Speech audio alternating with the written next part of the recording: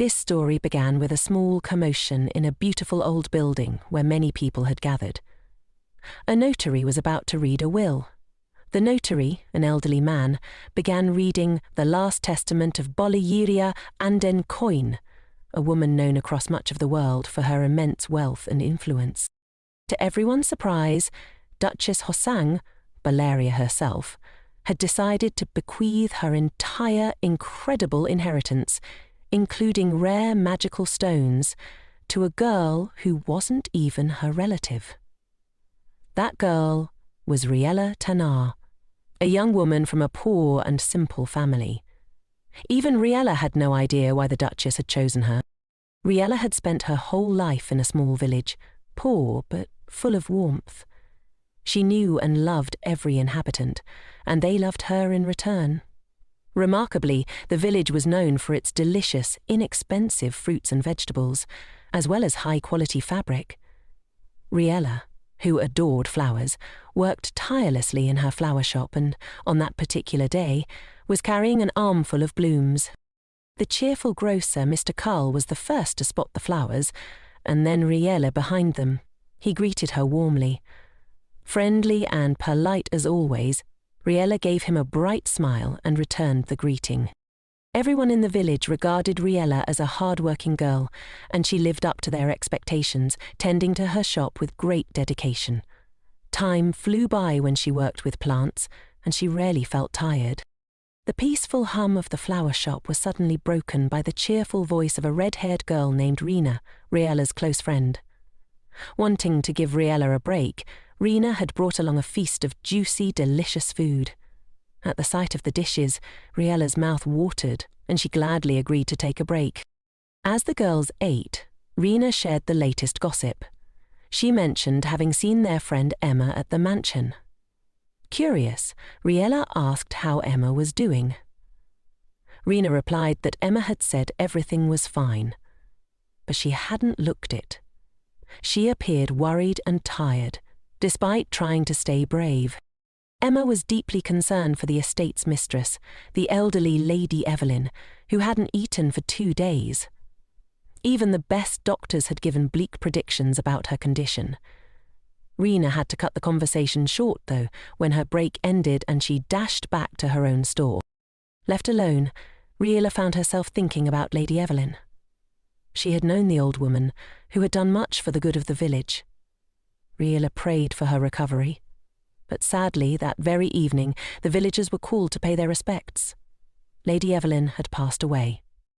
Riella could only hope the kind lady had found peace in a better world. She began preparing flowers in remembrance. The next morning, people flocked to her shop to buy flowers for the funeral. At first, Riella charged only a small amount and sold them with a warm smile. One by one, people came. Men in hats, women with children, and each took at least a flower. A young girl even bought a whole bouquet, and after her more people followed suit, eager to show their respect. By noon, Riella had completely sold out, but the demand continued. Thinking quickly, Riella made a bold decision. She temporarily closed her shop and rushed out. When she returned, she brought back a large bouquet of beautiful lilies. This time, however, the price was much higher than before. It wasn't long before someone questioned the cost. A man accused her of trying to profit from the grief of poor villagers. But Riella stood her ground. She explained firmly that the flowers were priced that way for a reason, and she would not lower it. The man examined the flowers, trying to understand what made them so special. But he couldn't see it. And neither could the others. The customers disappeared, and Riella was left alone, knowing that the value of the flowers was invisible to everyone but her. Nearby flower sellers mocked her for the high price, but Riella ignored them. Her sadness lay elsewhere. Since childhood, she had possessed a rare gift. She could distinguish between luminous and non-luminous flowers, and the lilies she had brought back were luminous, filled with a beauty and energy far beyond what the others could perceive. Meanwhile, in a military camp set up in a secluded field, far from civilian life, a letter arrived for the Grand Duke. It was from Duchess Hoson. Along with the letter, she enclosed a mysterious flower, one that glowed softly, as though infused with magic. Back in her flower shop, Riella sat quietly, lost in memory. She remembered a day long ago, walking with her cheerful sister through the forest. That day, their mother had given them a simple task, to collect a few flowers, but not too many. It should have been easy. While her oldest sister eagerly gathered the brightest, most eye-catching blooms, little Riella wandered uncertainly, unsure of what to choose. Then, ahead of her, she saw a faint glow. A tiny, humble flower, barely noticeable among the others, yet it shone with a gentle light. Drawn to it, Riella knelt down to admire its glow and called her sister over excitedly. Her sister, however, was unimpressed. To her, the flower looked plain, even a little odd. She couldn't see the glow Riella was talking about and refused to pick it. Later, the two girls returned home. Riella carrying her glowing flower, and her sister holding a large and showy one. Their mother gratefully accepted both bouquets. But flowers don't last forever. Eventually she had to clear them away, only to discover, with great surprise, that Riella's small flower had not withered at all. It was still fresh and beautiful. From that moment on, she realized her youngest daughter had a unique gift for choosing flowers. But that gift came with its burdens. One day Riella came running home in tears. Alarmed, her mother comforted her and gently asked what was wrong. Sobbing, Riella explained, "Everyone lied to me. They said the flowers weren't glowing." Her mother was puzzled. She hadn't lied, and she didn't understand what her daughter meant. Through her tears, Riella confessed that she truly saw the flowers glow, even though no one else could. Her wise mother gently advised her to keep the glow a secret. "Bring those glowing flowers to me," she said. "I will always see their beauty." Riella had never forgotten that. Her mother had always been someone who comforted and believed in her, and though she was gone, Riella still held on to the hope that one day she would meet someone else who could also see the flower's magical glow. Just then, something extraordinary broke the quiet rhythm of the village. A richly decorated carriage appeared on the dusty road, something never seen in their humble area. Riella heard the rhythmic clatter of hooves, rare in these parts, and turned to look. The magnificent carriage, drawn by a team of horses, sped down the narrow street. She stood frozen, mouth open in awe. To her astonishment, the carriage stopped, right in front of her. Villagers who were still awake gathered quickly, murmuring in disbelief. They all stared at the elaborate crest on the carriage door, instantly recognizing the symbol. It belonged to a gemstone magician, members of a powerful order famous throughout the world. No one could believe their eyes. Then from the carriage stepped an elderly woman with a commanding presence, Duchess Hoson herself. She was not only a noblewoman, but also a legendary gem magician, famous for having once defeated the black dragon Nind. Dollaria and coin, admired by both adults and children, had brought peace to many lives. And now she stood before them. Riella's heart pounded. Why would someone of such high status come to a place like this? Why would her carriage stop for a poor village girl? And yet the Duchess didn't glance at anyone else. With a solemn expression, she walked straight toward Riella. Meanwhile, for some reason, Duchess Hoson asked how much Riella's flowers cost.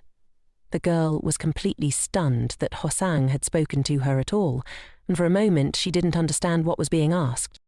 Then the Duchess, her stern expression softening into a gentle smile, repeated the question, asking again for the price of Riella's flowers.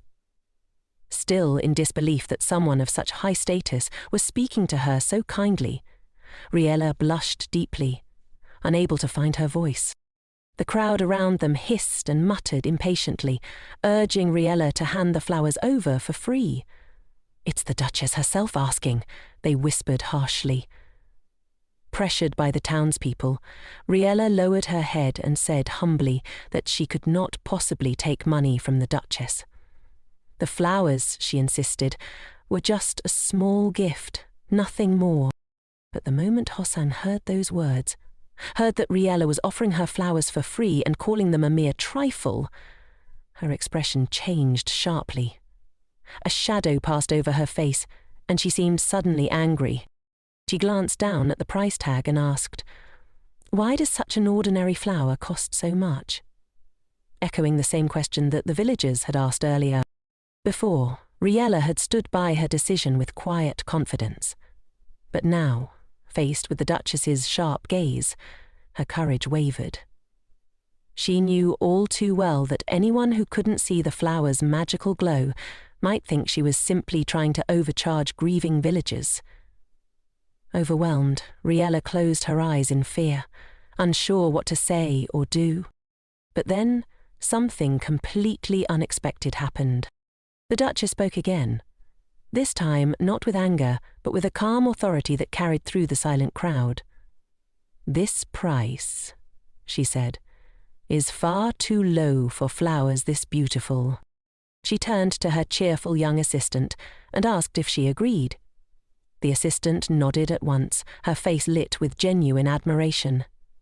"They are worth far more," she said. A ripple of astonished gasps spread through the crowd. The same people who had scolded Riella only moments ago now stood speechless.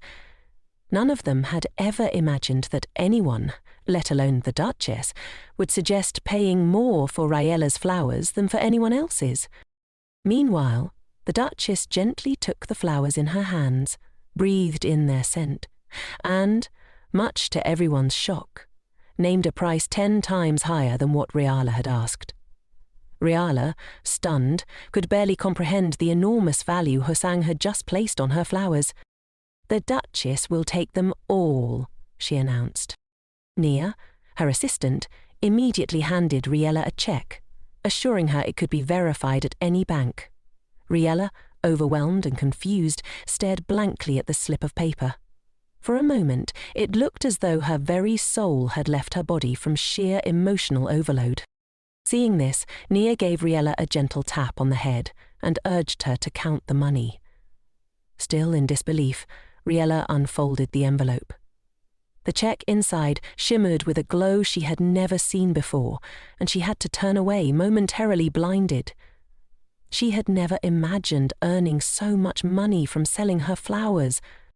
As the villagers crowded around to catch a glimpse of the check, the Duchess asked where the flowers had come from.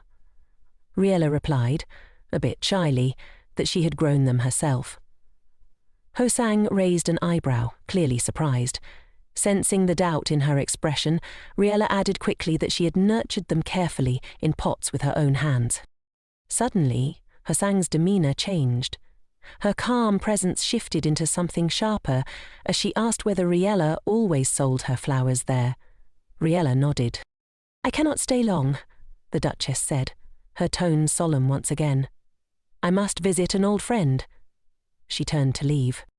Riella quickly bowed as deeply as she could, while the stunned villagers looked on. Moments later, the Duchess climbed into her richly adorned carriage and left for the mansion of her deceased friend, Evelyn. As soon as she disappeared from sight, all eyes turned to Riella. The villagers began to bombard her with questions about the flowers, the Duchess, and what had just happened. But Riella herself had no answers. Meanwhile, the Duchess's carriage pulled up in front of Evelyn's estate. The servants, already prepared for her arrival, led her inside to the room where Evelyn now rested, serene in a bed of white linens. Hoson approached, took her old friend's cold hand and whispered softly, "You lived a good and noble life." Then, from beneath her cloak, the Duchess drew one of Riella's glowing flowers and placed it gently in Evelyn's hands. The flower pulsed with light, brighter than before. And Hoson smiled. "She would have loved this lily," she said quietly. Glancing at the rest of the flowers nearby, the Duchess shook her head. "One of Riella's blooms is worth more than all the others combined." But she couldn't linger. there was still more to be done. She requested to be taken to Evelyn's legendary Room of Stones. As Hosang, Nia and a servant walked through the long corridor, the Duchess drifted into memory. 40 years ago, she and Evelyn had fought side by side during a brutal war. Evelyn had once told her she noticed things that even Hosang didn't see in herself. They had faced a powerful dragon that had awoken from its slumber. Evelyn had bravely drawn the beast's attention, giving Hosang the time she needed to gather her magic. Together, they had defeated it. Later, bruised and bandaged, Evelyn had sat smiling in her mansion, while Hosang, relatively uninjured, came to visit. Hoson had always been frustrated that the glory was given only to her. But Evelyn had simply said, "That's how I wanted it. Peace matters more than recognition." Now, walking into Evelyn's memory-filled home, Hosang felt the ache of loss more keenly than ever. When they arrived at the Room of Stones, the servant asked the Duchess to inspect their condition. Her son nodded and turned to Nia. "The flowers," she said. Nia hesitated, clearly reluctant. "But they're so rare," she whispered. "Are you sure you want to give them away?" Hoson's eyes narrowed. "Give them to me," she ordered. Flustered, Nia obeyed, handing them over in silence. The Duchess entered the room with reverence. To her surprise, it wasn't as dusty or gloomy as she had imagined. But one central dome stood empty. The gemstone it had once held, destroyed during battle. She remembered how Evelyn had cared deeply for that particular stone. Possel's gaze drifted to the moonstones lining the walls. They still radiated a gentle power. She approached them, praising them softly for protecting Evelyn all these years. With great care, she placed Riella's glowing flowers before them. She summoned her magic, blending it with the power of the flowers, and to her satisfaction, the stones responded. One by one, they flickered with light, then dimmed peacefully. The stones were free at last. Like Evelyn, they had earned their rest. Meanwhile, Riella found herself at the centre of gossip. Everyone around her whispered about her selling flowers to Duchess Hoson. But paying no attention to the murmurs, Riella quietly signed a notice board with an invitation to a memorial for Evelyn, an event she was organising entirely at her own expense. She turned to Rena for her opinion on the inscription. Rena liked the idea, which made Riella smile. However, Rena didn't understand why Riella would spend all the money she had earned from the flowers on this celebration. After all, she had worked hard for it. But Riella only replied that everyone had been kind to her all her life, and she simply wanted to give back. Rena didn't argue. She just asked Riella to bring more treats, since they'd be going on a picnic later. Riella's joy over spending her money meaningfully was short-lived. Soon after, Nia returned, putting on an emotional display. With teary eyes, she pleaded with Riella to accept a new payment, this time 10 times more than before. Holding out the sparkling check, she insisted that Riella make a final decision, refusing to back down. Nia offered several reasons why the girl should accept the money, but Riella hesitated, overwhelmed. She remembered how, a few days earlier, Duchess Hosong's servant had visited her with a request. Grow as many flowers as possible, and grow them entirely by herself. The servant had even taken her hands in his, trying to reassure her. Before they left, Hosong's assistant stepped in and gently pushed the servant aside. They asked if Riella had any questions, but she didn't know what to say. She found the whole situation odd. Why would the Duchess choose her, an unknown florist, instead of one of the famous names in the city? Though bursting with questions, Riella said nothing. She simply agreed to send the flowers at the appointed time and spent the following days consumed with anxiety over the responsibility. Now, as Nia stood before her again, Riella wanted to refuse the new offer. But just then, a neighbour entered her shop. Panic surged in Riella. She didn't want anyone to see the check. It would only fuel the gossip. Noticing the girl's fearful expression, Nia quickly came to her rescue. Smiling slyly, she discreetly cast a spell and handed the altered document to the curious neighbour. To Riella's shock, the man looked at it and declared it was merely an invitation to a tea party hosted by Duchess Hoson. Still confused but visibly relieved, Riella turned to Nia, who flashed her a mischievous smile and stuck out her tongue playfully, a signal that everything was under control. In that moment, Riella realized Nia was a magician. She was filled with awe and a touch of envy. Riella wasn't ready for a tea party, but Nia promised to take care of it and return to the mansion. There, she found Duchess Hoson resting in a flower garden, reading peacefully. Without turning around, the Duchess asked how things had gone. Nia, now dressed differently, bowed and said the delivery was complete and the interference had been dealt with. The Duchess smiled knowingly.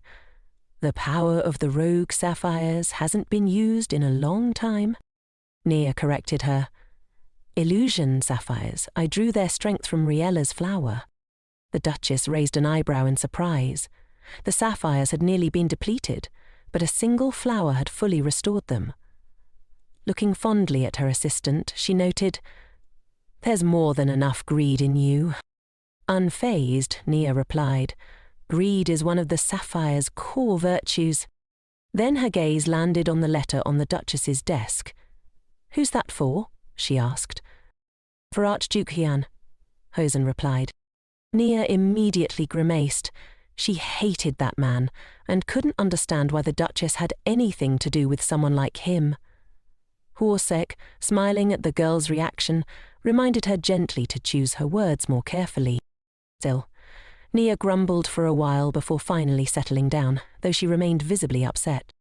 Archduke Han, 25th brother of the king, was the strongest stonemancer of the century. He wielded the onyx of vengeance, a cruel and temperamental gem. His strength was such that he had once single-handedly subdued a dragon before it could emerge from its underground lair. But none of this impressed Nia. She didn't care about Huan's achievements. Then a thought occurred to Hoson, and she smiled to herself. "I feel like playing with Huan." Nia perked up instantly. She had always dreamed of ruining the Archduke's life. The Duchess nodded. "Remember, I promised him my stone chamber." Nia gasped in protest. "You're not allowed to leave this world yet." But Hoson remained calm. At 82, she felt she had lived a good life. Nia, however, began to shout. She insisted the Duchess could live for many more years and manage her affairs just as well. After all, Huan had only taken over the northern front to ease her burdens and had somehow managed to handle both the western and southern fronts too. An unprecedented feat. But the reason for all of Huan's efforts was clear. Duchess Hoson. He wanted her to retire so he could finally take her place. 5 years ago, they had made a pact. In exchange for managing her responsibilities, Hoson would one day bequeath her stones to him. That promise still held. Sighing, the Duchess ended her recollection. She turned to Nia and asked, "When is the dragon fad expected to fall asleep?" 2 months, Nia replied, though she added that Huan's recent victories might have accelerated the timeline. The Duchess considered this.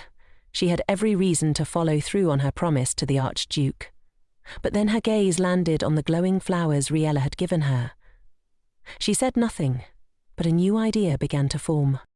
Without explaining, she declared, "We'll finish for today, let's rest." Meanwhile, on the northern front, the gem mages sat in a circle, resting after another battle. The Stonemancers chatted about the latest gossip, including that the dragon fleet had gone into hibernation, and that Archduke Han was trying to decipher what Duchess Hoson wanted from him, especially since she'd unexpectedly asked in a letter whether he had a girlfriend. Han grumbled to himself. First, the Duchess asked him to take her place on the battlefield, and now she was inquiring about his love life. He reread the letter several times, searching for hidden meaning, but found none. The next morning, Riella rode a carriage to Duchess Hosang's tea party, her heart pounding with nervous excitement. She was beautifully dressed and held a single glowing flower, a rare bloom that only appeared once every few decades. Though small, it was her chosen gift, one she hoped would be meaningful. Buying something with money felt inappropriate. She hoped that her flower, grown with love and care, would suffice. Upon arrival at the mansion, a gallant and impeccably dressed servant greeted her and politely asked her to wait. Riella found herself in an opulent drawing room, filled with an overwhelming spread of sweets and richly decorated shelves. The luxury made her nervous, so much so that she hardly dared to move. She questioned once again why a noble like Duchess Hoson would invite someone like her. Just as she considered leaving to fetch a better gift, a sudden, piercing scream echoed through the hall. Though Riella knew it was impolite to eavesdrop, her curiosity got the better of her, and she leaned toward the door. At that moment, the door burst open. Mrs. Camilla, the source of the shouting, stormed in and accidentally struck Riella, who had been listening at the door. Camilla's face twisted in disgust at the sight of the unfamiliar, plainly dressed girl. Riella, now sitting on the floor and clutching her flower pot, rubbed her aching head. Camilla, full of fury, demanded Riella be removed, along with her dusty pot. But the butler intervened, informing her that Riella was an official guest of the Duchess. Camilla refused to believe it. She leaned in close and demanded Riella identify herself. Calmly, Riella explained that she had received an invitation to the tea party. Camilla scoffed, mocking the very idea that someone so poor would be invited. She called Riella a liar and even accused her of begging from the Duchess. Her scorn turned to the flower. She laughed cruelly at it, calling it a pathetic gift in a cheap pot. Riella remained silent, thinking only how cruel and groundless this stranger's ridicule was. When Camilla began poking her aggressively, Riella asked her to stop. But Camilla only pushed harder. The pot slipped from Riella's hands and shattered, scattering soil and the delicate flower across the floor. Devastated, Riella knelt over the broken pot, desperately trying not to cry. Then, silence fell. Duchess Hoson stood at the threshold, impeccably dressed, her face like thunder.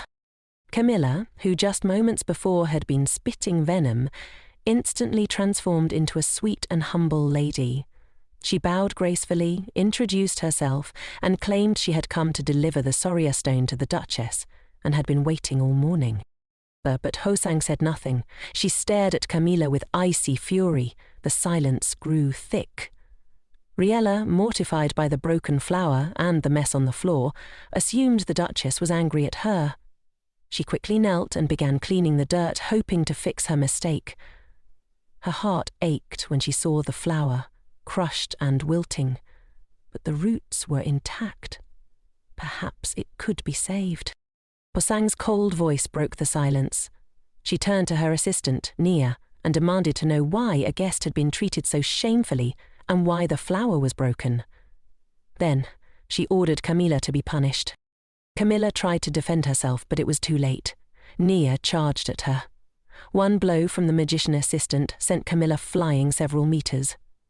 Enraged, Camilla retaliated with a spell, demanding Nia move aside. But Nia refused.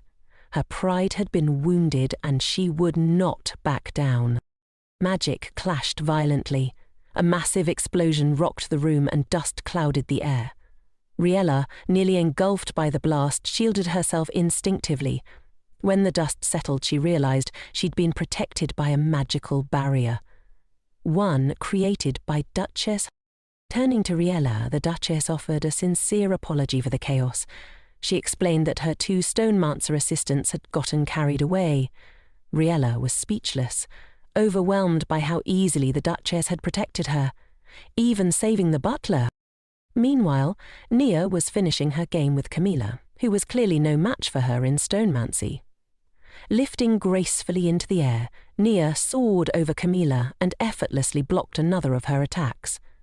Enraged by this display, Camilla shouted curses, her voice shrill with frustration. "To put an end to the commotion," Duchess Hoson spoke sharply, ordering her assistant to finish things quickly.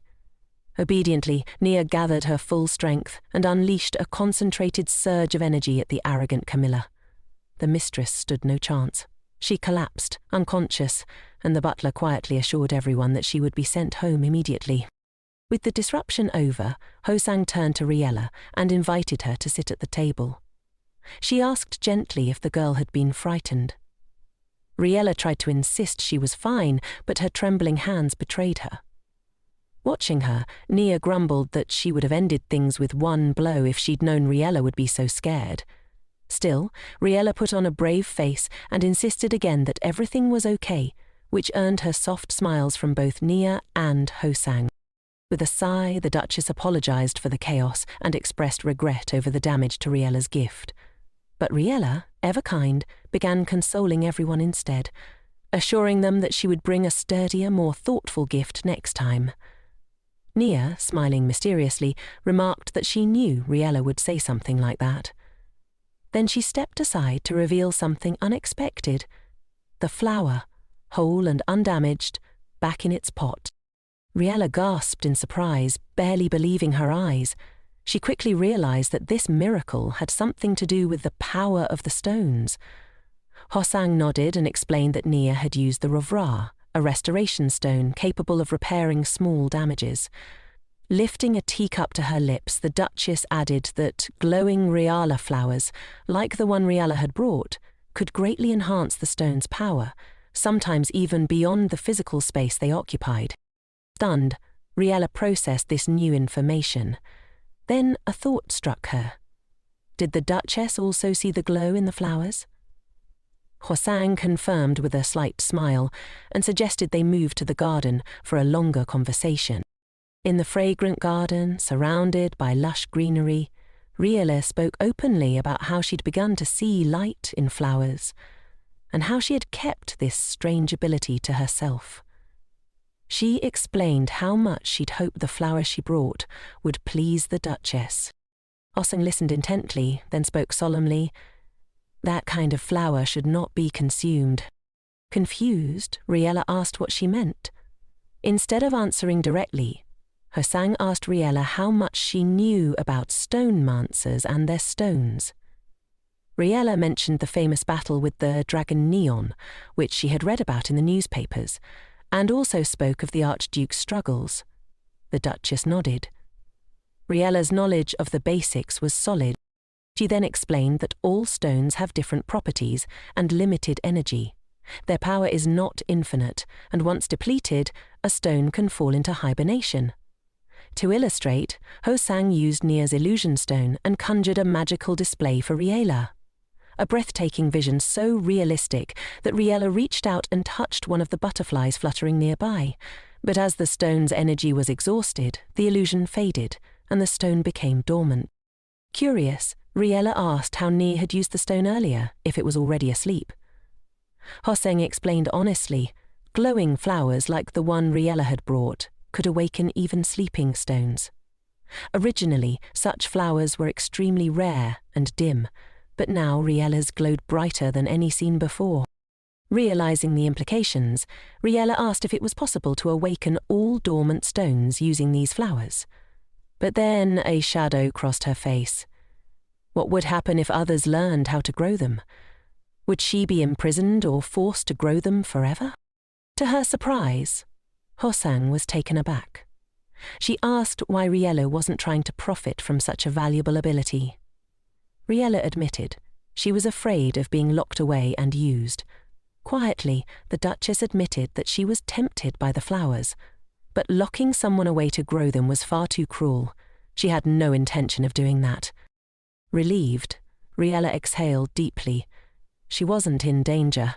She could continue her life freely. Finally, Hoson said with a small smile that she'd like to be friends with Riella, but their paths in life were too different. Then, out of nowhere, she asked, "Do you have a boyfriend?"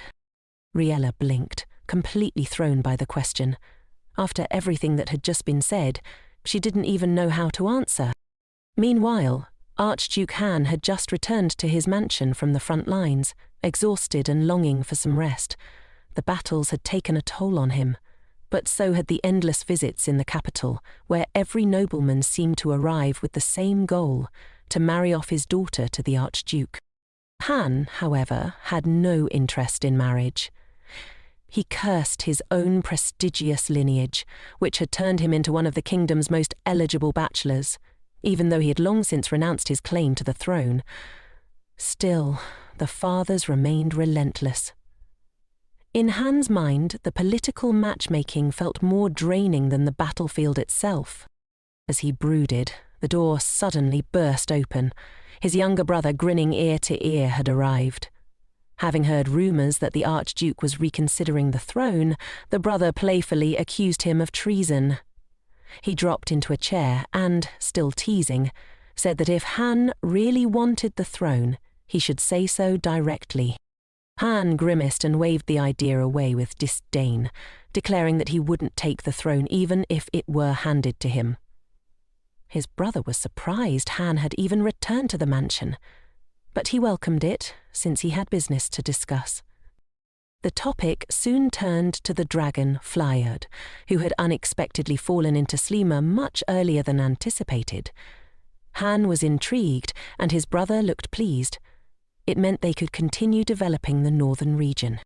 Just as the prince was about to say more, he stopped mid-sentence.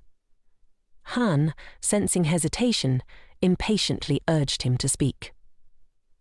With some reluctance, his brother asked whether it was time for Han to finally settle in the capital, at least while he still had the freedom to travel. Han instantly understood what he meant. "I'm not getting married," he said flatly. He found it almost absurd that his personal life had become a matter of national concern. His brother explained that their mother had sent him to check in on Han and to see if he had anyone in mind.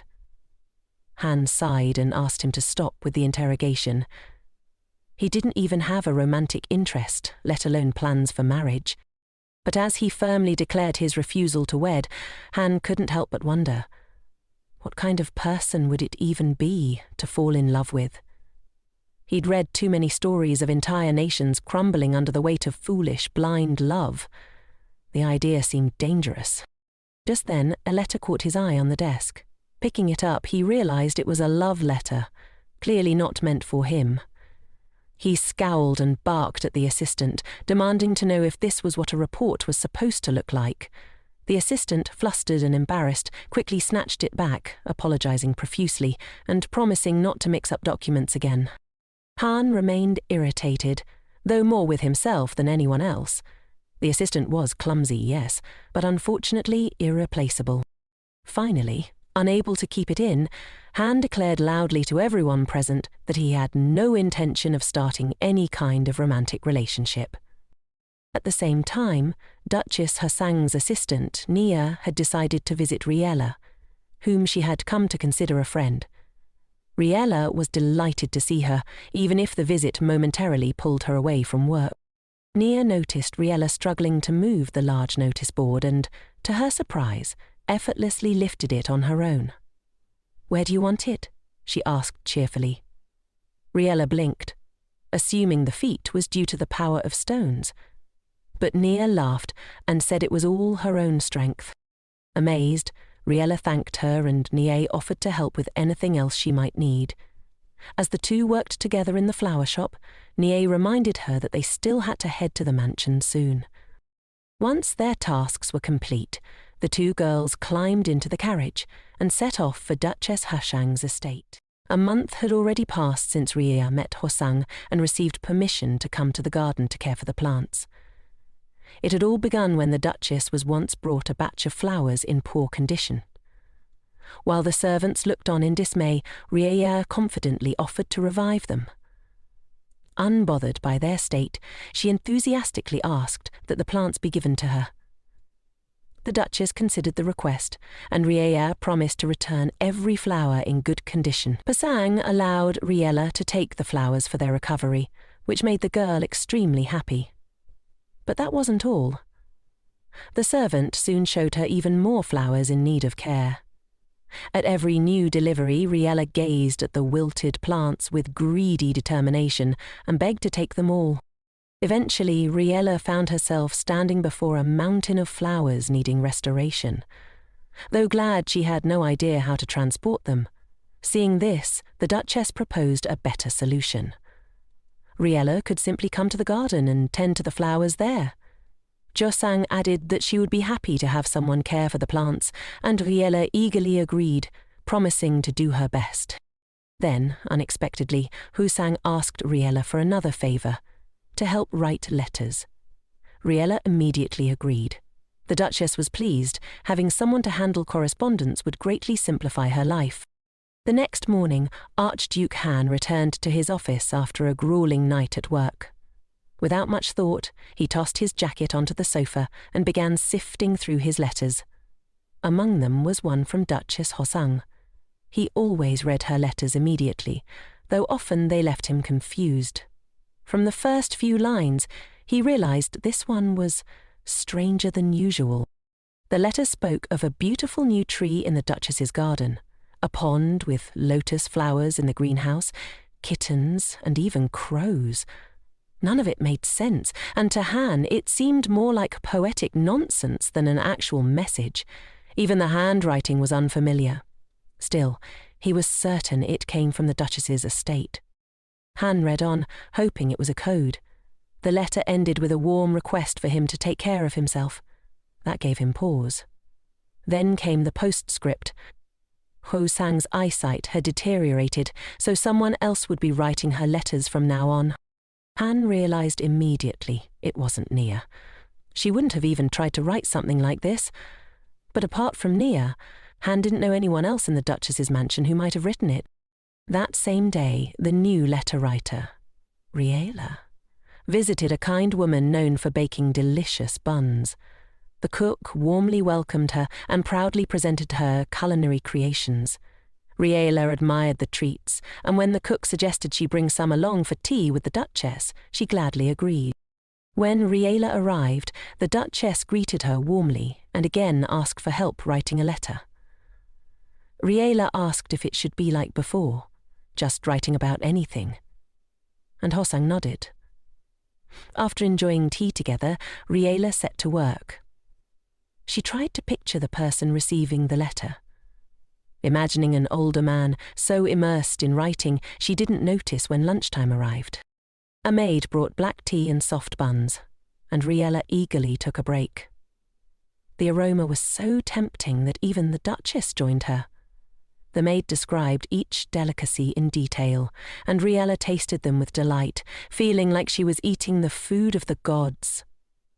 In all seriousness, she turned to the cook and asked her to marry her, prompting laughter from everyone. Then she begged to be adopted instead, just to keep eating the treats. Hosang and Nia chuckled, watching Riella's endless energy. That evening, Archduke Han visited one of his military camps to assess the situation. While discussing matters, he received another letter from Duchess Hosang. His subordinates remarked on how frequently she wrote to him lately. Han quietly took the letter and retreated to his tent, where he made himself comfortable and opened it. This letter described delicious cheese buns recently baked at the Duchess's mansion. Reading about such peaceful domestic life made Han smile. It felt worlds apart from the front lines. That night, he fell asleep early, and his assistant quietly made sure no one disturbed him. Meanwhile, back at the mansion, the Duchess called for her assistant to help her to bed. Naya came immediately. Behind them, two maids whispered about Hosang's worsening health. The next morning brought a flurry of activity in the kitchen. Everyone praised Madame Melda's baking. The same buns Riella had adored. Despite the compliments, Melda remained humble, hoping only that the Duchess would enjoy the food. Many noticed that Hassan had become cheerier thanks to Riella's presence. Yet beneath the surface there was unspoken concern. The Duchess's time was running short. Everyone feared that if she passed without an heir, the mansion would fall prey to the greedy stonemancers. The Duchess, aware of her fading strength, felt protective of Riella and didn't want her entangled in future conflict. One night, Hosang suddenly woke.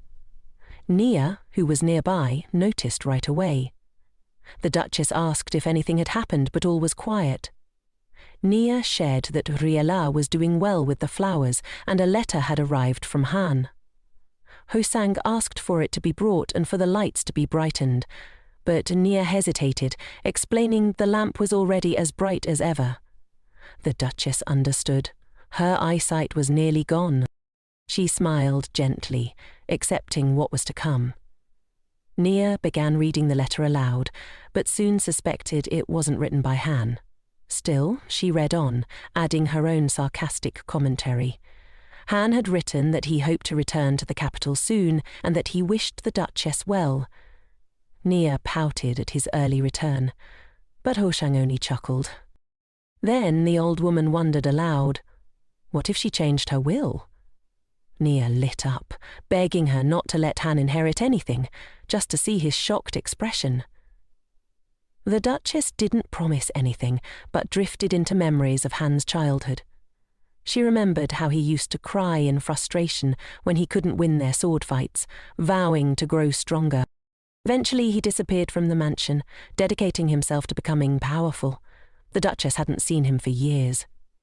She missed him, though she couldn't change who he had become. Only she truly understood the reason behind his tireless effort. Now, lying in bed, the Duchess knew her final lesson for Han would be the most important. She summoned Nia and asked her to call the lawyers. It was time to make a will. She also requested that Riella not be invited to the mansion for a month while the legal affairs were handled. The next morning, Riella waited anxiously at the gate. She hadn't been allowed in the mansion for a month. She remembered the day Nia came and gently told her she could only visit the greenhouse for now. Riella had worried she'd done something wrong, but Nia couldn't explain, though Riella guessed the truth. Her days without the Duchess were quiet and dull. Eventually she learned from another gardener that Hosang had been meeting with lawyers and allowing no one inside. A few weeks later, the summons finally came. When Riella entered, she was startled by the Duchess's condition. Hosang greeted her with a weak smile, glad to see her. Her eyesight was nearly gone now. She could only tell Riella was crying by the sound of her voice. The girl wept openly, heartbroken to see the once strong woman so frail. Riella eventually calmed down and apologized to the Duchess for her outburst, explaining that she hadn't meant to cry.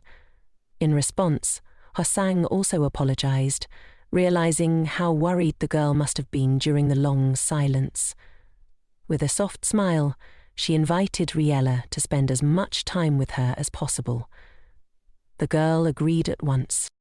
Nia, who had been quietly watching from the side, remained silent but looked visibly saddened. Soon after, Riella was given a room in the mansion, not far from the Duchess's own chambers. Though she worried that her presence might be a burden, her desire to be close to Hosang outweighed her concerns. She decided to stay. While Riella sipped her tea, the Duchess continued her work with the lawyers, avoiding contact with anyone else for the time being. Watching the endless discussions, Riella concluded that lawyers were unbearable and hoped never to deal with them herself. The lawyers, for their part, assured her they had no desire to exhaust the Duchess, but they had little choice. That evening, Hosang invited Riella for another conversation and began sharing stories from her past. Riella listened attentively. When the Duchess struggled to recall where they'd left off last time, she began to guess. Riella playfully pretended to be offended, but quickly reassured her, not wanting to cause worry. Hosang was genuinely surprised by the girl's teasing, something she hadn't experienced in a long time. And her smile, rare and sincere, revealed how much she appreciated it. Encouraged, Riella began to share a story of her own. It wasn't about dragons or magic stones like Hosang's usual tales, but the Duchess enjoyed it all the same. Over time, Riella learned that in her youth, Hosang had been quite headstrong, stubborn to a fault according to her stories. If she wanted to step onto land she didn't own, she'd simply buy it. It shocked newcomers, but her servants were used to it. Through such means, she had greatly expanded her family's inherited lands. Riella found these stories far more interesting than her own. though she never said so aloud. One evening, Riella noticed how late it had gotten and stood to leave. When the Duchess didn't stop her, she smiled and wished the older woman good night, offering to clear the teacups herself. But instead of the usual farewell, Hoson gently told her to rest well. That night, Riella lay in bed, feeling a strange melancholy and anxiety she couldn't explain. Her thoughts kept drifting back to the Duchess, but she tried not to dwell on it. The next morning, Riella overslept. She rushed to get dressed and was still adjusting her clothes when Nia entered, dressed entirely in black. She calmly announced that the Duchess had passed away. Riella froze. The words didn't register. She couldn't speak or process anything else Nia said, lost in a blur of memories.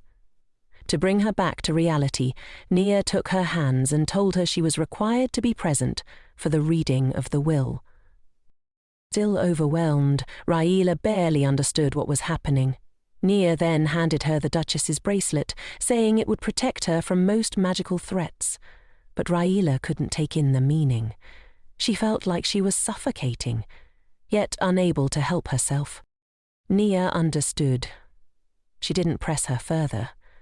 She knew the girl simply needed time. The night before, sensing her end was near, the Duchess had spoken of Riella with deep concern. She also sighed about Han, knowing he would be angry about her will, but she had no plans to change it. Instead, she turned her attention to Nia. Hoson said quietly that having Nia by her side all these years was the best decision she had ever made in her long, turbulent life. Nia, unable to hold back any longer, wept silently. She took her mistress's hand, treasuring the warmth one last time, and cried for the woman who had meant so much to her.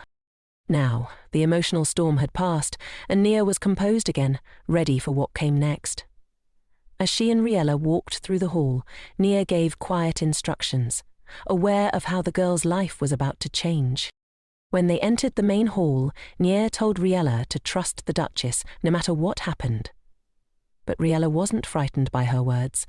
What unsettled her was the way the people, seeing her for the first time, began whispering in disapproval.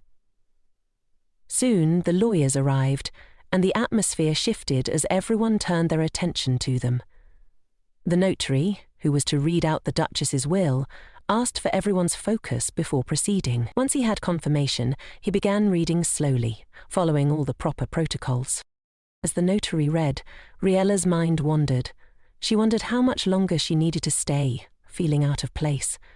The elderly man followed the rules meticulously, reading each word carefully, which only seemed to heighten the anticipation in the room.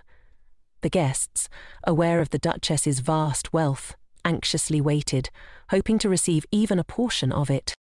Amid the proceedings, Riella's thoughts kept drifting to the Duchess, and a wave of sadness washed over her. She struggled to hide it, wishing to remain composed. As the notary reached the financial details, Riella could hardly focus her thoughts elsewhere. Just as she was about to leave, Nia gently grabbed her hand, asking her to stay. Reluctantly, Riella returned to her seat, still feeling disconnected. Then the notary announced that the Duchess had bequeathed all her property to one person. A stir rippled through the room. The guests were shocked. None of them had anticipated such an outcome. The whispers started almost immediately, everyone hoping the inheritance would be theirs and not someone else's. The notary tried to quiet the room, but the excitement was palpable. When the noise finally died down, he continued, revealing that the entire inheritance was to go to Riella. Riella froze. A deep fear gripped her. Surely there had been a mistake. As the people around her began to murmur indignantly, some questioning how someone like her could be the sole beneficiary, Riella's heart raced. One man even started a rumor, claiming that the stones were meant for Archduke Han, not Riella. In the chaos, Riella remained silent, hidden in her own fear, grateful that no one seemed to notice her too closely. But then, one of the men recognized the bracelet Riella was wearing. The same arm-felt pearls that had belonged to the Duchess. He called out, and everyone turned to look. The loudest of the voices from earlier immediately demanded to know where Riella had gotten the bracelet. It became clear that she was indeed the one who had inherited everything. People started whispering and eyeing her suspiciously. Nia quickly came to Riella's side, hugging her and urging her to ignore the crowd. With a sharp glare, Nia silenced the room, and everyone instinctively stepped back, unnerved by her intensity. One man huffed in displeasure, but soon turned away. Meanwhile, in the mansion of Archduke Han, the servants were in turmoil. They had been searching for their master, worried about his well-being. Han's youngest assistant was nearly in tears, asking if the master was truly alive. Others, accustomed to his long absences, grumbled at the fuss. Just as they were about to spiral into panic, the door opened, and Archduke Han entered, unbothered. He explained that he had left a note, but the servants were still concerned, especially since he had been in the dragon's lair, a place known for being dangerous. Seated at the table, Han was handed a pile of letters, and upon reading one, he learned that the Duchess had passed away 4 days earlier. He was shocked, especially since he had expected to see her again.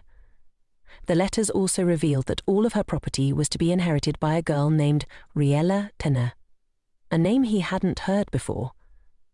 Intrigued, he decided to find out who she was and why everything had gone to her.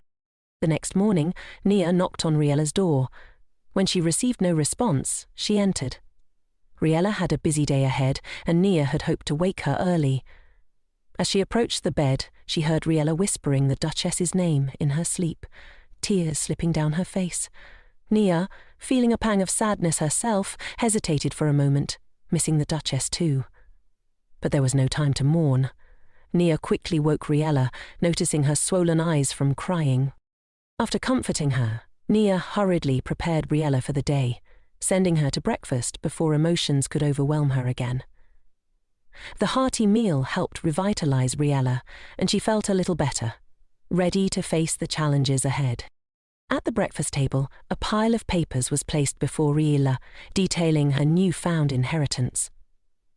The lawyers explained that it would be impossible to go through everything at once, so they recommended reading it gradually. Meanwhile, Nia and the butlers had managed to deal with the disgruntled guests, sending them away after the will was read. But for Riella, the real challenge had just begun. The inheritance wasn't just limited to the mansion. It included wheat fields, farms with livestock, and the vast surrounding territory. There were also jewels, money, and magical stones. The sheer scale of it all was overwhelming, and the lawyer grew exhausted just reading through it. Riella, feeling the weight of the responsibility, hesitantly raised her hand. Is it possible to refuse all of this? The lawyers, visibly disheartened by her question, explained that while it was possible, refusing the inheritance would have serious consequences. It would go to the state, and many people would lose their livelihoods. Moreover, the annual event that the Duchess had financed would be cancelled, affecting countless people. Riella, now deeply worried, didn't want to cause such devastation. She had no idea what to do next. Meanwhile, the man continued to read out a list of damages that would occur if Riella refused the inheritance. The girl was terrified by the immense consequences her refusal would have in various areas. Overcome with dread, Riella sank in her chair, prompting the lawyer to pause and attempt to console her, urging her to sign the will so she could officially inherit. Realizing there was no other choice, Riella, through her tears, reluctantly signed the paper. After the lawyers left, Riella fell into despair, not wanting to sign anything. However, she resolved to manage the Duchess's affairs to the best of her ability. Still, she was deeply concerned about how to explain everything to her family. Suddenly, she remembered that the inheritance should have gone to Archduke Han, not her. Han was a renowned stonemancer, and his ruthless reputation often made headlines. Riella feared that Han might try to kill her out of jealousy, since she had received everything, even though he was the rightful heir to the stones. Despite her trepidation, she wasn't ready to lose her life. Luckily, Nia noticed Riella's distress and invited her to the greenhouse for a change of scenery. Riella, feeling awkward as she typically only entered the garden with permission, hesitated before stepping inside. She was startled to see that the flower, a gift from the Duchess, was glowing. The flower's blooming cycle spanned 2 centuries, and its sudden bloom caught Riella off guard. She felt an overwhelming sadness, knowing the Duchess would never see the flower in bloom. With tears welling in her eyes, Riella sat alone in the greenhouse, hoping that crying would provide some relief. Just then, she heard someone enter, and hastily declared that she wasn't crying. To her surprise, it wasn't Nia, but an unfamiliar man standing before her, silently observing her. They both froze, unsure of what to say. Embarrassed, Riella quickly wiped her tears, trying to hide them from the stranger. She remembered Nia's warning that no one was allowed on the estate without permission. Despite this, the man confidently asked who she was, speaking to her as if he were the owner of the manor. The man, having just returned from the front, had gone straight to his brother and reported the end of his affairs. Archduke Han was about to leave when his brother stopped him, insisting that this wasn't part of his plan. The ruler ordered Han to return, as they needed to discuss matters concerning Duchess Hosang's inheritance. Han's brother suggested that Han should visit the Duchess's mansion, as it was possible for the king's representative to inspect the will without the heir's consent. Han, feeling satisfied with the official permission, headed toward the mansion, burning with anger over the will. He believed that Riella had deceived the ailing Duchess and somehow managed to inherit everything. However, Han couldn't understand why the Duchess's servants had been so naive. Suddenly, Han heard crying, and his suspicion grew. He frowned, thinking he couldn't believe it was Riella. But when he saw a girl sitting on the ground, her face covered in tears, he was momentarily taken aback by her appearance. Despite his discomfort, he couldn't shake the strong feeling that struck him, though he couldn't yet comprehend what it was. Han asked who the girl was, but Riella, still embarrassed, noticed the arrogance in his tone. Although it was their first encounter, she felt no fear, as she now had a right to stand her ground among the aristocracy. Before she could respond, Nia rushed into the greenhouse and shouted for Riella to move away from the stranger. Riella, surprised by his actions, asked how he could see the glow of the flower. Confused by her question, Han turned toward her, and Nia, filled with hatred for Han, confronted him. Sparks flew between them, but Riella suddenly recalled that both Nia and Han could see the flower's light. Excited, she asked the stranger his name. He introduced himself with a hint of annoyance. "I am Archduke Han Arrol Pendragon." Riella, terrified, broke into a cold sweat, recalling the ruthless rumors about him. Nia, furious at Han's proximity to Riella, made a move to strike him. Before she could, Han quickly grabbed Riella's hand, pulling her close to shield her from the potential attack. Riella, stunned by the sudden embrace, blushed but struggled to free herself. Despite her attempts to escape, Han held on tightly, worried that Nia's magic might harm her. Nia, seeing what was happening, considered attacking Han, but Han coolly stated that he would deal with her first and then talk to Riella. This declaration shocked Riella, and she feared for Nia's safety. As Han prepared to cast a spell, Riella, desperate to stop him, pushed him with all her might. But Han, unshaken, remained focused on his magic. In a split second, Riella grabbed the only thing Han cared about, the glowing flower, and threw it at him. The pot shattered, and Han lost his concentration, causing his spell to dissipate. Riella rushed to Nia's side, checking if she was okay. Nia, trying to reassure her, stopped mid-sentence when she saw Riella's face. A small but noticeable scratch marred the girl's skin, making Nia panic and call out her name in alarm. Meanwhile, Han, stunned by the events, realized that Riella had inherited everything from the late Duchess. Both girls were shaken, but Han struggled to believe that Riella, of all people, was the one to receive such an inheritance. Meanwhile, the girl touched the wound on her face with her fingers and looked at her hand, noticing the blood. Han wanted to apologize and explain everything, but Riella screamed at him to stay away. Stubbornly, and with great resolve, she declared that he should never come near Nia, even though she herself was bleeding. Riella then turned to her assistant, inspecting her closely for any injuries. Thankfully, Nia was unharmed. Han, seething with fury, was well aware that Nia wasn't just an ordinary assistant, but a dragon in disguise. At that moment, the voices of servants were heard outside the door. Hugging her assistant, Riella cried out loudly for help. The Archduke was shocked by Riella's behavior, as she stood still and did absolutely nothing while screaming for assistance. The servants rushed into the greenhouse, fully prepared for a confrontation. Upon seeing their mistress and assistant kneeling before Han, they were puzzled. Nia immediately sprang into action, declaring that the Archduke had attacked them. This accusation alarmed the servants, who were concerned for their new mistress's safety. Riella, trying to calm the situation, reassured them that it wasn't as bad as it seemed. However, when the servants noticed the blood on her face, they became enraged and turned toward Han, demanding an explanation. To Han's surprise, the man who had fought dragons without fear began to retreat under the pressure of an ordinary assistant. Meanwhile, Neo quickly took Riella into a room to heal her wound using the magic of stones. As they closed the greenhouse door behind them, Neo turned back to Han and stuck her tongue out at him, mocking his predicament.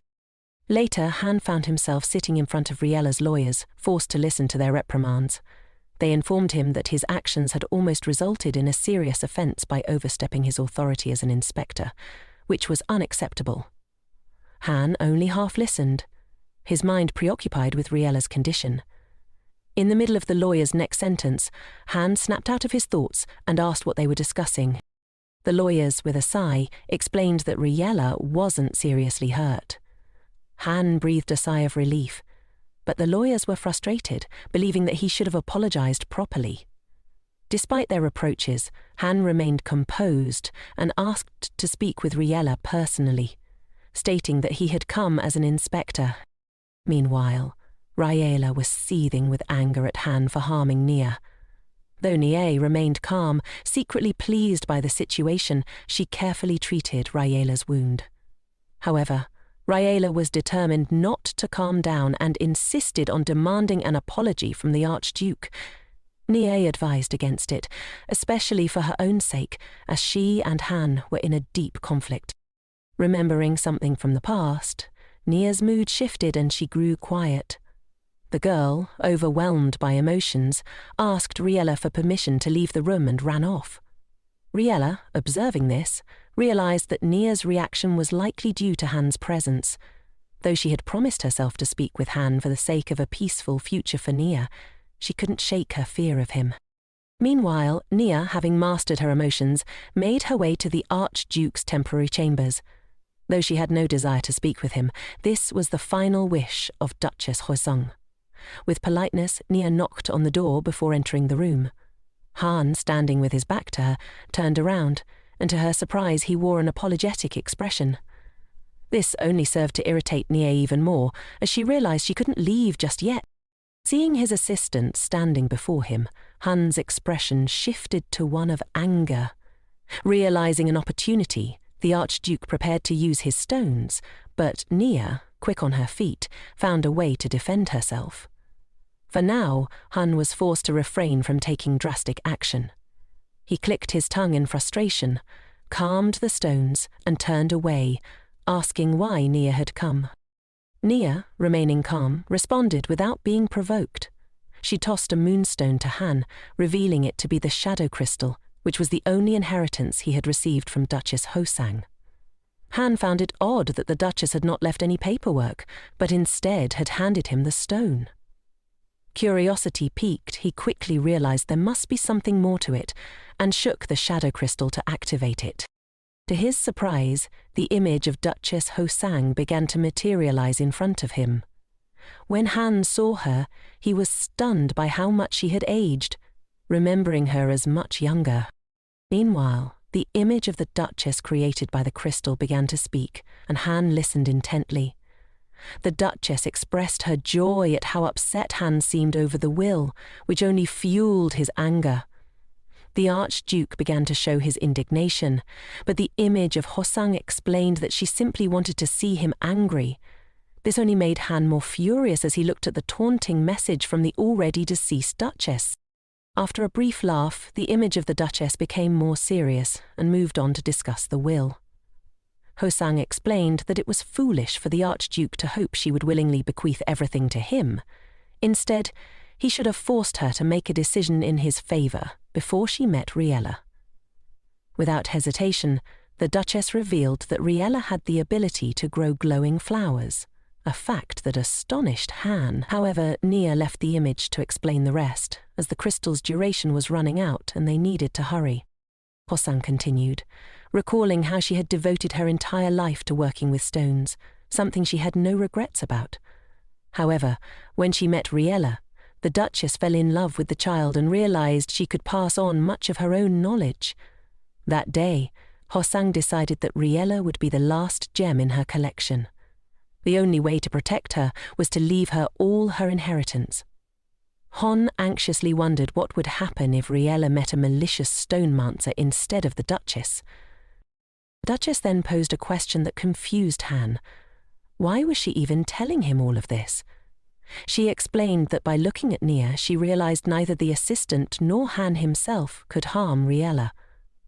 Hosang added that Nia and Han shared one thing in common, which shocked both of them. In unison, the Archduke and the girl expressed their indignation at such a statement, causing the image of the Duchess to smile. Finally, the Duchess told Han to protect the new mistress, adding that it wasn't a request, but something beneficial for him, as his reward would be all of Hosang's stones from her collection. Hearing about the moonstones, Han was surprised, as he had always thought he would never have access to them. The image of the Duchess explained that another page of the will existed, transferring all her stones to the Archduke. This page was in a protected room of stones, guarded by the moonstones themselves. The Duchess warned that the will would self-destruct in 6 months, which was not ideal for Han. The Archduke, worried about how he would obtain the stones, was left deep in thought when the Duchess's image faded away. Nia, eager to leave Han's room, quickly exited, but Riella suddenly appeared before him. She wanted to discuss what had recently happened, but Han, still emotional, wasn't listening. He stood motionless, murmuring to himself. Riella asked what he was doing, but Han, without answering, sharply turned and pressed her against the wall. He declared that he would receive all of Hosang's inheritance, including Riella. After speaking those words, Han wondered why he had said such things out loud. Before he could say anything else, Riella silently turned and walked toward the door, saying nothing. When she reached the door, she opened it, smiling angrily, and politely told Han to leave. Left with no choice, the Archduke complied and left the room. Riella then went to study with Nia, exhausted but determined to learn. During her free moment, she thought back to Han's words, which she considered selfish. However, she couldn't understand why he had restored the flower she threw at him earlier. At first he defended her, then later behaved aggressively, leaving Riella unsure of what to make of him. Suddenly, a maid burst into Riella's room, breathless, only able to say Han's name. Meanwhile, the Archduke was in his mansion, unaware of what was being said about him in Riella's mansion. He recalled the expression on her face when she had said goodbye to him, and unease crept in, though he couldn't understand the reason for his emotions. His thoughts were interrupted when the Queen decided to visit him. Han immediately greeted her politely, kneeling, and she invited him to sit. The Queen, sensing something was troubling the Archduke, asked what was bothering him. Han became embarrassed, not wanting his feelings to be so obvious. The Queen didn't offer immediate advice, but instead took a moment to sip her tea and think. After analysing the situation, the Queen suggested that Han marry Riella. Han was caught off guard and nearly choked at the idea. He didn't understand why he would marry the new mistress of the Hosang mansion. The Queen explained that the girl was beautiful and now had an excellent inheritance, specifically the stones. Ensuring that they remained with Riella was a prudent move. Though Han admitted that the Queen's words made sense, he still resisted the idea of marriage. After some thought, Han realized that the Queen was concerned enough about him that he needed to do something. His mind wandered to a public ball a few years ago when he refused to let anyone get close to him. An assistant had tried to show him some attractive girls, but he hadn't cared. Then, a girl named Steron approached him. She introduced herself as a recent graduate of the Stonemancer exam and was clearly nervous, bowing in front of him. Steron, still embarrassed, asked Han for advice on moonstones. Han sighed but allowed her to speak, causing Steron to beam with happiness. As they spoke, Steron's father watched from the sidelines, pleased by the interaction. A little later, the old man got drunk and began boasting to others that the Archduke and his daughter were getting along well, and their marriage was just around the corner. He was happy even if Han renounced the throne, as it wouldn't affect his grandchildren. Han later heard about these rumours from his faithful assistant, who had grown tired while handling the situation. Han thanked the assistant and from that point on avoided any more balls, preferring to act alone to prevent further misunderstandings. Meanwhile, the Queen reasoned that while Riella could be considered a lady, she was still a commoner. Han recalled that the right of inheritance was not granted to children born of marriages to commoners, which benefited the woman. The Queen openly admitted that she had been considering exactly this. Though she couldn't force Han to marry Riella, the king himself unexpectedly intervened in the conversation. Quietly appearing near his beloved Queen, he greeted Han before demanding a kiss on the cheek from his wife. The Queen didn't refuse and pulled him close, clearly head over heels in love with him. The Archduke had no choice but to witness this exchange, unable to voice any objections. Just then, a man burst into the room, interrupting the King and Queen's affectionate moment. He was Camille's father, and he claimed that Han had ordered his daughter to go to Riella's mansion. According to Camille herself, the Archduke had told her to open the Room of Stones, despite the Duchess Hosang's prohibitions. Meanwhile, Riella was running as fast as she could to the main hall of her mansion, where all the activity had frightened the maids. She feared something serious might be happening, and didn't even listen to the assistant who had arrived running, unaware of the full situation. In the main hall, Riella saw most of her servants gathered around, and one person was shouting at everyone, despite having no right to do so. Riella immediately recognized the voice. It was Camille's. Even before Riella had inherited all the Duchess's wealth, Camille had broken her flower. Camille stood with her back to Riella, dressed in a beautiful blue dress that suited her very well. But Riella made a point to ignore it, and simply called out to her. Camille instantly turned around, her face still angry, but she softened slightly at the sight of Riella. However, she continued to demand in an insolent tone that she be taken to the Room of Stones. Riella was unmoved and reminded Camille that she had no right to enter either the Room of Stones or the mansion as a whole. In response, Camille smugly showed Riella a piece of paper, a formal document from the inspector, Archduke Han. Riella was surprised that Camille had such a document and asked to take a closer look. However, Camille quickly hid it, not allowing her to see it. Thinking she had won, Camille declared that she would open the Room of Stones in the mansion on behalf of Archduke Han. Nia, however, reminded Camille that she didn't have the right to do whatever she wanted in someone else's mansion, suggesting she should go home. This comment caused Camille to pause for a moment, muttering something under her breath instead of shouting. She locked eyes with Riella, and the atmosphere shifted. Slightly frightened, Riella considered it best to let Camille do what she wanted, especially since Nia was nearby and could intervene if necessary. Soon after, Riella led the impulsive Camille to the door of the Room of Stones, but no one was willing to go further since Duchess Hosang had specifically asked that no one enter. Camille shuddered in excitement, a joyful expression spreading across her face at the prospect of finally reaching the object she had desired for so long.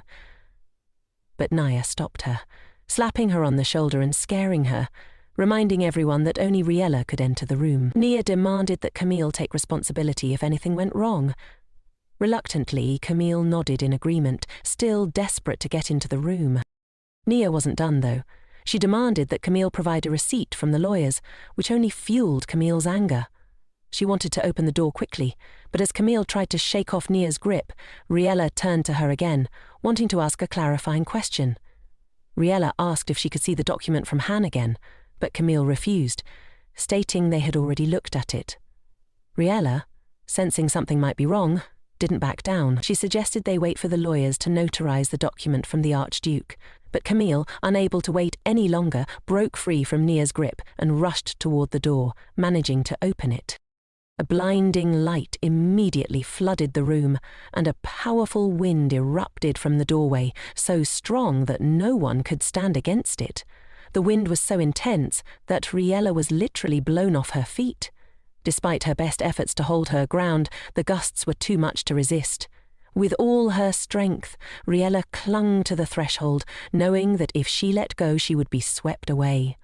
Meanwhile, objects flew around them, blown away by the force of the wind. Riella tried to understand what was happening inside the room. As she peered into the dazzling, shining light that accompanied the powerful wind, she noticed something within it that reminded her of the moonstones the Duchess had shown her. However, she had never heard of the stones working on their own like this. Meanwhile, Nia stubbornly tried to close the door and screamed at Riella to move away.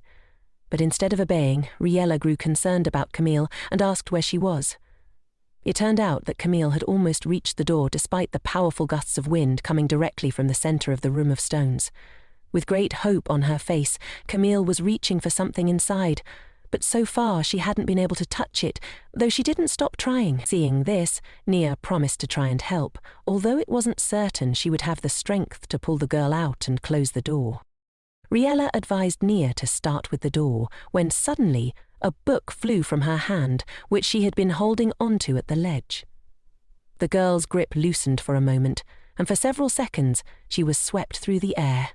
The wind held her completely off the ground, pulling her further from the door. As Riella realized how quickly she was being carried away, she understood that landing would hurt. To her surprise, however, the fall wasn't as painful as she had expected, for she landed on something soft. She then heard a man's voice asking if she was hurt. When Riella opened her eyes, she saw that she was lying on a man. She raised her head and realized it was none other than Archduke Han himself who had saved her.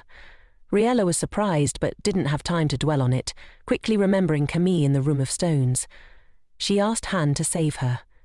The Archduke agreed, helped her to her feet, and told her to hold on tightly to him until he calmed the wind. Riella noticed the wind became much calmer as Han stood in front of her, which was very reassuring. She obediently closed her eyes as he had asked. With her eyes closed, Riella could still sense the powerful wind, the roaring sound, and the light emanating from the stones in the Duchess's room. She realized that in this situation, she had no choice but to trust Han and not doubt him. Holding on to him, she felt her hands shaking from fear, so she clung tighter to him for comfort. Han, while protecting her, couldn't help but notice how small she was. Yet he never lost focus on his spell. Meanwhile, Camille was still struggling with Nia, trying to prevent her from closing the door, as she hadn't yet gotten what she was after. Unexpectedly, Han walked past the two girls and told them not to interfere. In a few quick moments, the door to the room of moonstones was closed, and everyone, except Camille, felt relief. Camille, however, fell into despair at the closed door. Nia, shaking herself off, couldn't help but marvel at the Archduke's strength to withstand such a fierce wind so easily, even if it was aided by the stones. Han then approached the defeated Camille, who had no strength left to move. He knelt before her and noticed that Riella still had her eyes closed, pressing slightly against him. The Archduke told Riella she could open her eyes. Han then glanced at the document Camille had brought and immediately understood the situation. Trying to keep his voice steady, he explained that forging a signature was a serious crime, and Camille had lied about having Han's approval. Camille had no defense, since she indeed had forged the signature, so she remained silent, sitting on the floor. After a moment of waiting for a response, Han stood up, telling Camille that the situation would be investigated and she would be held accountable. A heavy aura of tension hung around Camille, who kept her head bowed low, and no servant approached her to offer help. Only Riella noticed that Camille was quietly murmuring, "Mother," under her breath, though no one else heard it. Later, Han called a meeting of 3 people, himself, Riella, and Camille's father, as he wanted to deal with the situation. Camille's father agreed with the Archduke, admitting both his and his daughter's guilt without question. Han escalated the matter further, recalling that Camille, the minister's daughter, had forged the signature of a royal family member, a serious crime. He added that the new mistress of the mansion could have been harmed by Camille's actions, which Riella was surprised to learn Han cared about. Riella quickly explained to herself that Han must be concerned about his reputation, which made more sense to her than his concern for her well-being. However, she couldn't help but glance at him, curious to see his true emotions. When she looked, she saw more of a noble knight than a stone-hungry stonemancer. Pam suddenly asked aloud why Camille was so obsessed with the stones, especially considering rumours that this wasn't the first time she had tried to open the Room of Stones. Riella thought for a moment, remembering Camille's words and actions, and speculated that it might have something to do with Camille's mother. This assumption shocked Camille's father, who was momentarily speechless. When he recovered, he became grim, barely holding back tears, but he stayed silent. Han noticed the minister's reaction and demanded that he immediately reveal all the information. After calming his trembling hands, the minister explained that Camille didn't care about the stones locked in the room. What she wanted was one stone, one that contained memories. The moonstones recorded everything around them, and in the Duchess's room was an image crystal that held the memory of his wife, a former stonemancer. The minister apologized, his voice trembling as he recalled the past. He explained that when Camille was just 2 years old, her mother passed away due to a weak body and overexertion. The minister couldn't believe she was gone, so he collected all the crystals that contained her image. However, the images on the crystals didn't last forever. Eventually, each stone only had one reproduction of his wife's likeness. He was upset. But young Camille, who had no memory of her mother, was even more upset. One day, the minister learnt that on every anniversary, he would watch the image of his wife on the crystals. Then, one day, all the crystals disappeared. The maid told the minister that Camille had entered the room, and the man rushed there, hoping it wasn't too late. When he opened the door, he saw the image of his wife, alive, incredibly happy. The minister couldn't tear his eyes away from her smiling face, forgetting why he had entered the room in the first place. The image was so real, even reproducing her voice and scent. But then, everything stopped and the image of his wife vanished. Little Camille tried to shake the crystals and desperately begged for the image to return. The minister, realizing what had happened, looked around and saw a pile of used-up crystals on the floor, their power completely drained. Anger overtook him, and in a fit of rage he raised his hand to strike his beloved daughter. That day, the servants had to drag him away from Camille, but it was too late. Camille had already been traumatized, holding her sore cheek where her father had struck her. The minister, overcome with guilt, couldn't look his daughter in the eye. He sent her away to a distant estate for many years. As she left, Camille would often look back at the house, hoping to meet her father's gaze, but he never looked back. Years later, when Camille was fully grown, she returned to the mansion of the still-living Duchess Hoson, seeking permission to enter the Room of Stones. The minister, who had been riding in a carriage, was concerned about what his daughter might have done in the mansion. Hoson had sent him a letter stating that Camille had arrived but had not left, so the minister hurried to retrieve her. Meanwhile, Camilla stood in front of the Duchess's mansion, convinced that the woman would want to place the stones she had brought into the room. The minister hurried to call out to his daughter, and she turned around in fear, not expecting to see him there. It turned out that the minister's wife had once participated in a battle alongside Duchess Han, which meant there was a possibility that her image was imprinted in the crystals kept in the Duchess's room of moonstones. The man explained that Camilla simply wanted to see her mother again, which was why she had become so fixated on the stones. Han, however, stated that the girl's offence was too serious and could not be justified by her father's sad story. The minister agreed with the Archduke's statement and bowed his head in shame in front of the king's brother and heiress Hosang, full of grief.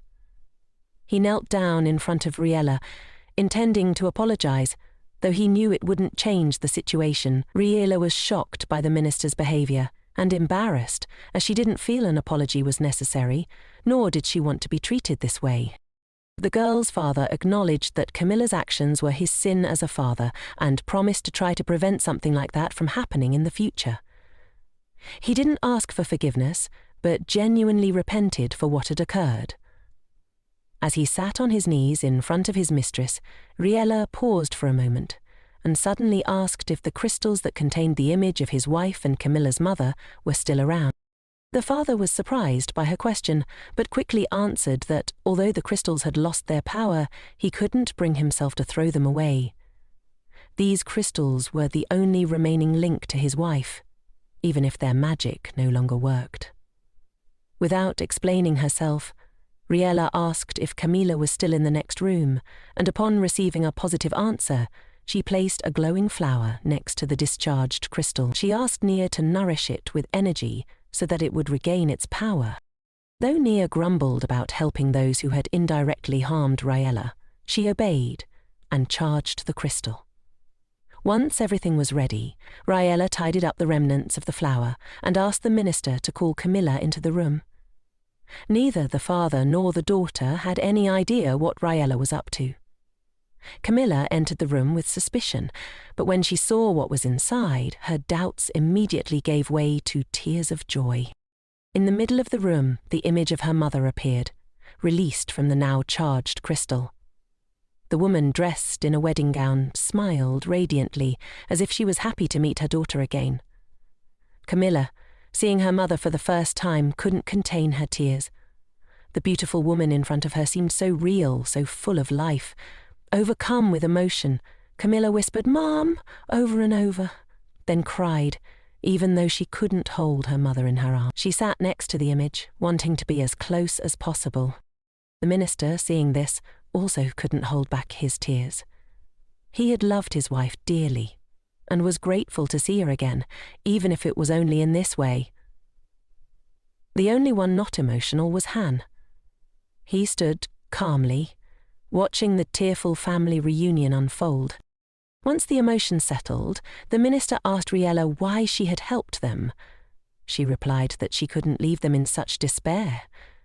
Riella then requested that everyone remain silent about what had happened in the room, so no one would learn about her power. The Archduke suddenly became embarrassed, as a thought crossed his mind that he was in this situation because of the woman he loved. But he didn't want to be in love at all, and he began to offer that Riella could ask him for anything, but the girl quickly pushed the minister towards his daughter so they could talk. The father approached Camilla awkwardly, unsure how to start a conversation after so many years. Camilla, still crying, admitted that she knew she looked foolish and didn't think they needed to discuss it, but the minister didn't want to offend her. Instead, he asked for her forgiveness, which surprised the girl. He invited her back to the mansion, offering to talk more when they returned because there was too much to say. Camilla bowed her head gratefully, as she had longed to hear these words, but had never been able to communicate with her father. As Camilla turned to leave, she suddenly turned to Riella, surprising the girl. Camilla apologized for her previous misunderstandings, to which Riella quickly responded that it was fine. However, Nia grumbled, suggesting that Camilla could have apologized better after everything she had done. In the end, Camilla returned to her mansion in the arriving carriage, saying nothing else to anyone. Riella sincerely thanked the Archduke for his help, though Nia, still behind her, insisted that Riella could have handled everything herself. The lady told Han that if he ever needed anything, she would come to his aid, but it was better not to ask for anything too difficult. In response, the Archduke stated that he already had a request, and it wasn't someday, but right here and now. He asked her to prepare a room because he would be staying at Riella's mansion from that moment on. Both girls flinched. The assistant wanted to deal with the Archduke and have him leave, but Riella stopped her, reminding Nia that Han was of higher status. Han explained that he needed to stay for her safety. Even though Riella had a protector in Nia, she was forbidden from attacking people, which meant she wouldn't always be able to help. Riella tried to defend her assistant but couldn't say much, as Han's reasoning was still valid. He made the point that if anyone found out about Riella's ability, it could be disastrous for her. The girl was frightened by the possibility, but was most surprised that Han knew about her. He explained that the Duchess had told him in a separate will.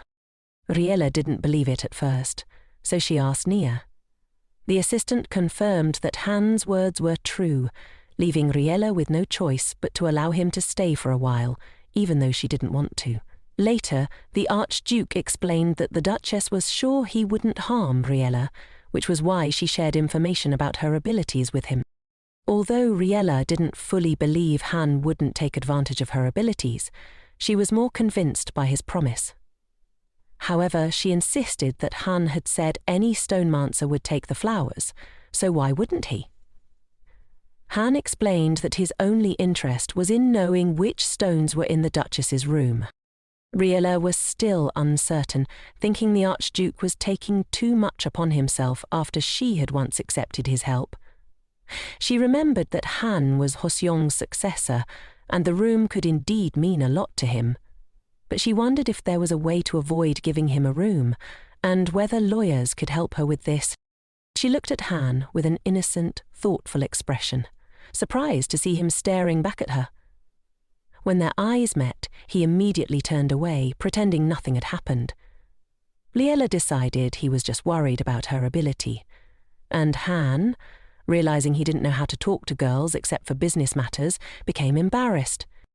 Riella hoped that the lawyers would help her get the Archduke out of the mansion, but to her surprise, they supported him staying. The men explained they were just concerned for her safety, leaving everything to Han.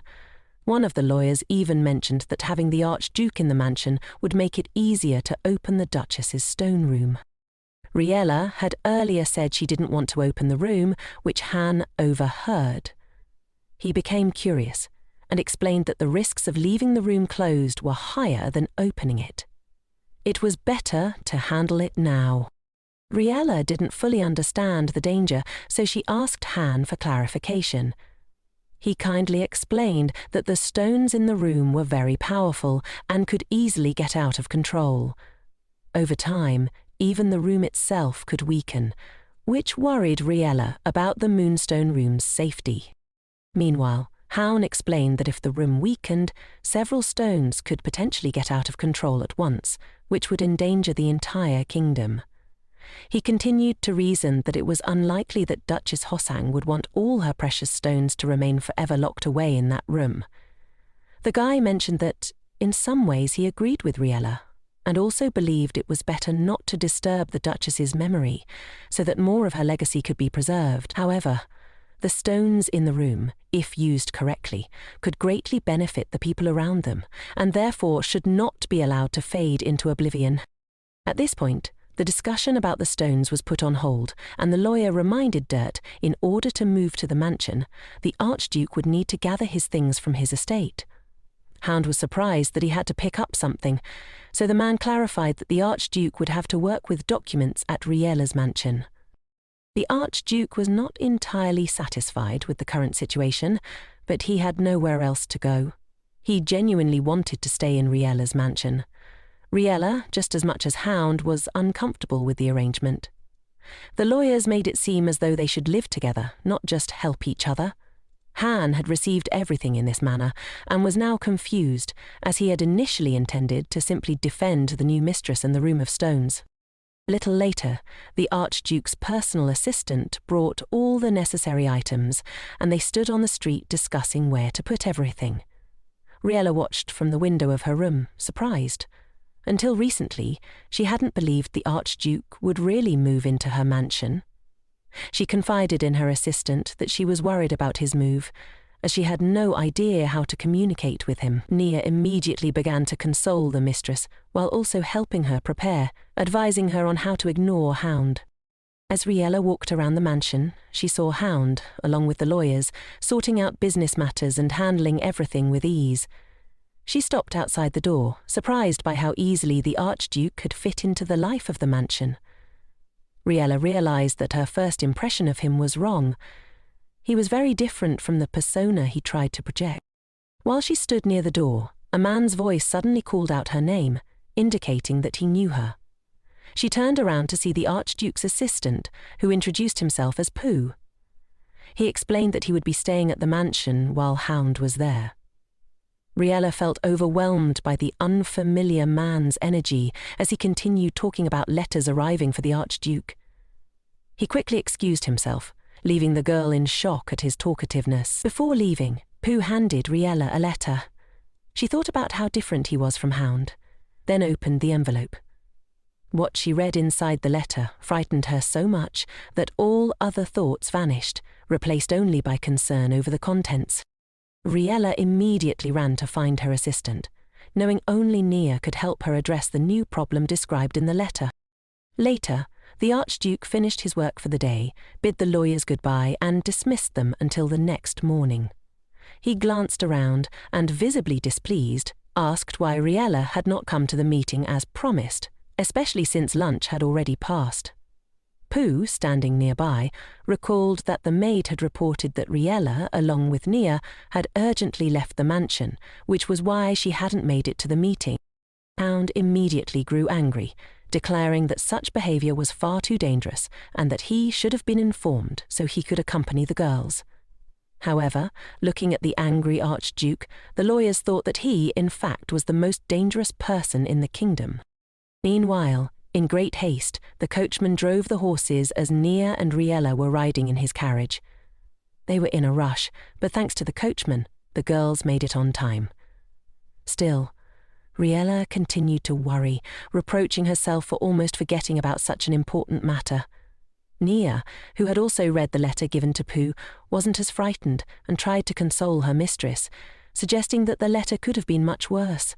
However, Riella remained anxious as the letter informed her that her flower shop had been closed for a long time, and if it continued, she would be disqualified from the flower competition. Nia, in a lighter mood, reminded Riella that it had been a while since they visited the village, and Riella could finally see her friends, the villagers she knew so well, and who knew her just as much. Riella became serious and asked her assistant to carry out their agreed-upon plan. Nia was thrilled to take on the task and promised to perform it to the best of her ability. As they drove through the village, all the residents turned to look at them with interest, as they had never seen such a carriage in these parts. After circling the area to find the best place to stop, the coachman took the girls to a flower shop. As Nia and Riella got out of the carriage, local boys nearby immediately recognized Riella and began spreading the news that she had arrived in the village. Rumours spread quickly, and before Riella could even enter her store, she was surrounded by a crowd of acquaintances, all asking different questions. Most of the chatter focused on the fact that Riella had received a rich inheritance, which meant she was living very well, but continued to lead her usual life. Riella, to some extent, was prepared for such rumours, but it still bothered her that the villagers would inflate any information and discuss it for a long time. Initially, she had been careless, tending to the mansion's greenhouse, when she suddenly discovered that the morning newspaper was nowhere to be found.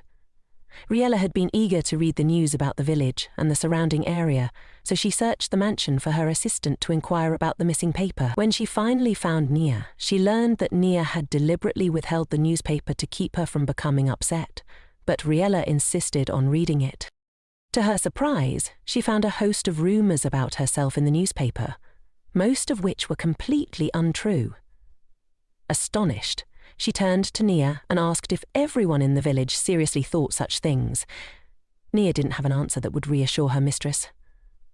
Riella thought that if she had even the smallest part in spreading these rumours, she wouldn't be as upset as she was now. After a moment's thought, Nia came up with a brilliant idea. They could invite a restaurant to the mansion so Riella could release her frustration by enjoying some delicious food. At first, Riella thought Nia was joking, but later she was surprised to find tables set with gourmet food that hadn't been prepared in the mansion. Nia explained that she had personally invited the chef from the restaurant to prepare the most delicious dishes. Riella thanked Nia and admitted she was happy, though she wasn't sure she could accept all the food and spend money on it. Nia insisted that it didn't matter where the inheritance money went as long as it was spent on the mistress. With permission from the lawyers, Nia could get Riella anything she wanted. Looking at the spread before her, Riella dreamily said that she wanted simple and tasty ice cream. Nia immediately gave orders for the cooks to bring out the most delicious ice cream in various sizes and colours. Riella was overjoyed at the variety and warmly thanked Nia for the treat. Even now, she recalled with gratitude how delicious it had been, though now it felt a bit out of place with the constant presence of her acquaintances, who were relentlessly asking about everything happening in the mansion and the lands she had inherited. Riella gathered her courage and asked the people around her to step aside so she could go to her flower shop. She stopped in front of the store and examined it closely, trying to figure out where to start. The first thing she decided to do was clear the dust from the sign in front of the store, much to the surprise of the residents watching her. Then she opened the door and began to tidy up the flowers. A resident asked why she was bothering with such menial tasks given her inheritance. Riella, with a stony expression, replied that she was preparing for the reopening, surprising her friends, who thought she no longer needed to work. Nia, coming to Riella's aid, declared that she wouldn't let anyone criticize her mistress, and advised that she shouldn't just throw away the Duchess's money. Remembering the plan they had discussed, Riella approached her friend Robbins and asked for his help. He agreed, and Riella whispered to him, explaining her fear of the scary and strong maid who accompanied her everywhere.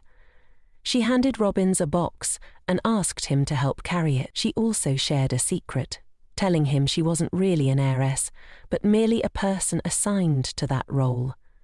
She asked him not to tell anyone, though she knew that soon enough the entire village would find out through Robbins, which was what she wanted. Nia, impressed with Robin's talkativeness, believed their plan had worked, and the mistress would be left alone with the rumours. Riella, though, wasn't sure, but she hoped it would work. The very next day, Riella saw that the plan had succeeded when she went to buy apples from an old woman she knew. The woman, upon seeing Riella, offered to sell the apples for a cheaper price, feeling sorry for her. As Riella walked through the village, she heard whispered conversations behind her, as everyone now knew the story Riella had told Robbins. Returning to her store, Riella told Nia that their plan had worked, and life would now be a little calmer. Nia asked if the lady was hungry, to which Riella replied she wanted to make apple sandwiches for both of them. Nia was surprised because she thought she was supposed to cook, but Riella explained that Nia was a guest, so she would not cook. As Riella washed the apples, she thought about how, the next day, it would be harder to leave the mansion, but she still needed to get to the flower market. She regretted that she had to carry an assistant with her everywhere, but realized she couldn't walk alone without a bodyguard. She would need to find another one. While making the sandwiches, Riella thought about how the preparations for the flower competition would keep her busy, and how she would need to balance that with her mansion duties.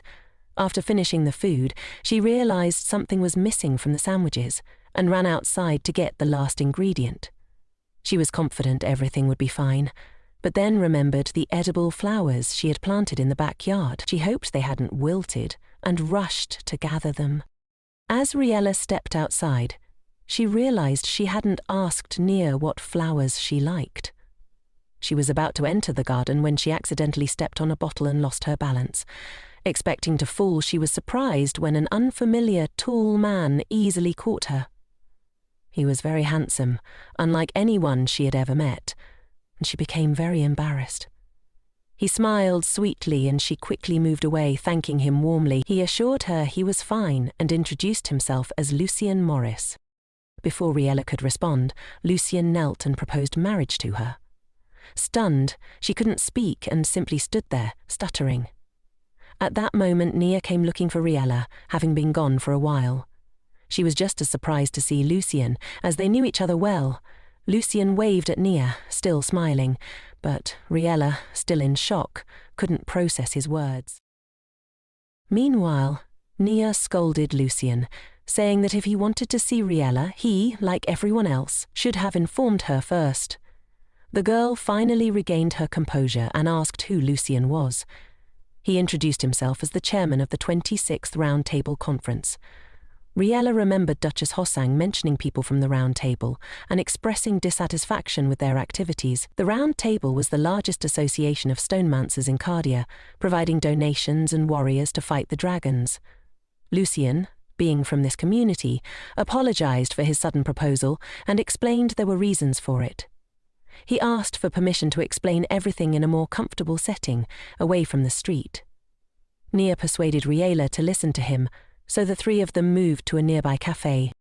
Lucien invited them in and ordered drinks. The group enjoyed their coffee in silence at first.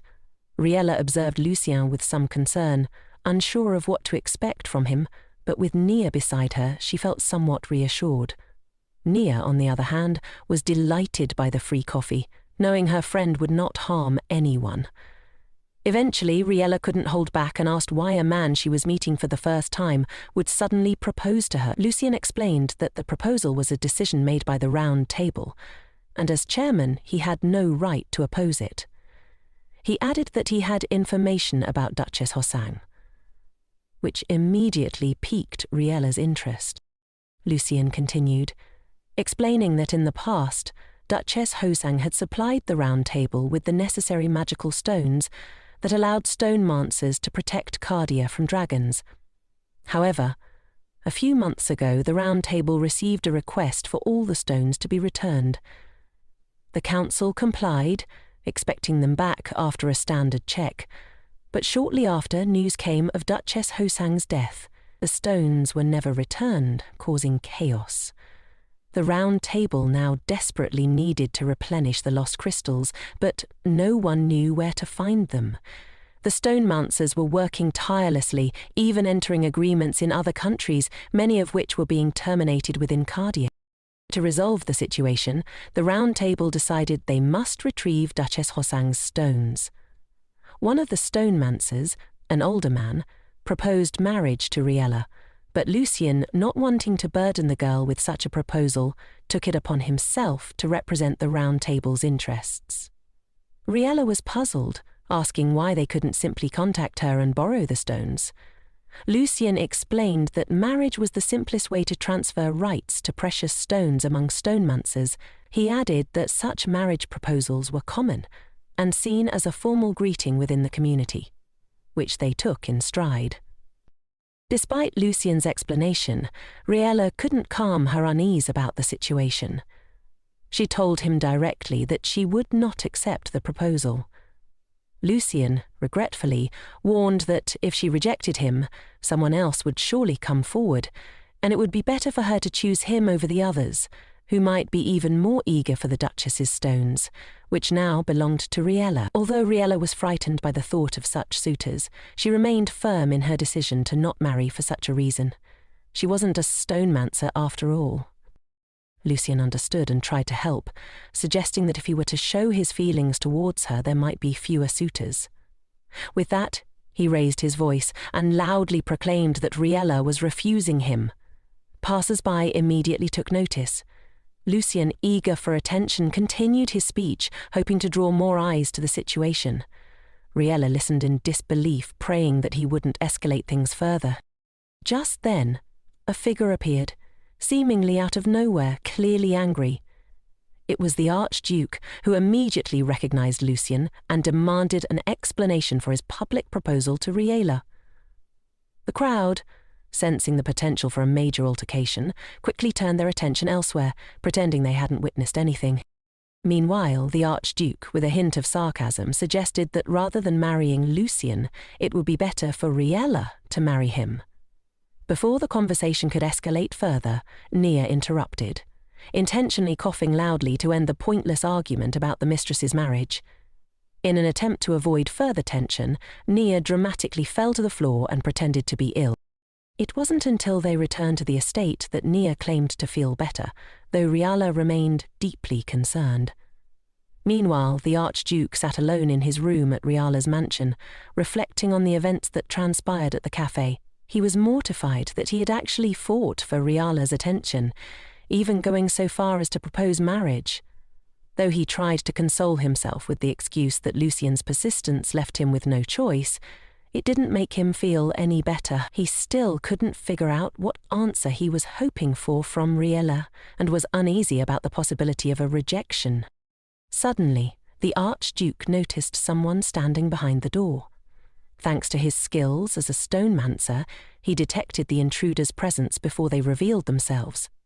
Concerned, he grabbed a weapon, preparing for any potential threat, and approached the door cautiously. Before he could make any defensive moves, the door opened, and Riella cautiously stepped in, apologizing for the late visit. She hoped she hadn't disturbed him. The Archduke assured her that he hadn't been asleep, and asked what had brought her to his room. Riella hesitated, clearly uncertain about how to express herself. She took a deep breath, clenched her fists in determination, and finally spoke. With great effort, she mustered the courage to ask if he would accompany her to the flower market the next day. The Archduke was confused by her request, unsure why she would need his company, as she could easily go to the market on her own. Riella explained that her lawyers had forbidden her to leave the mansion unaccompanied.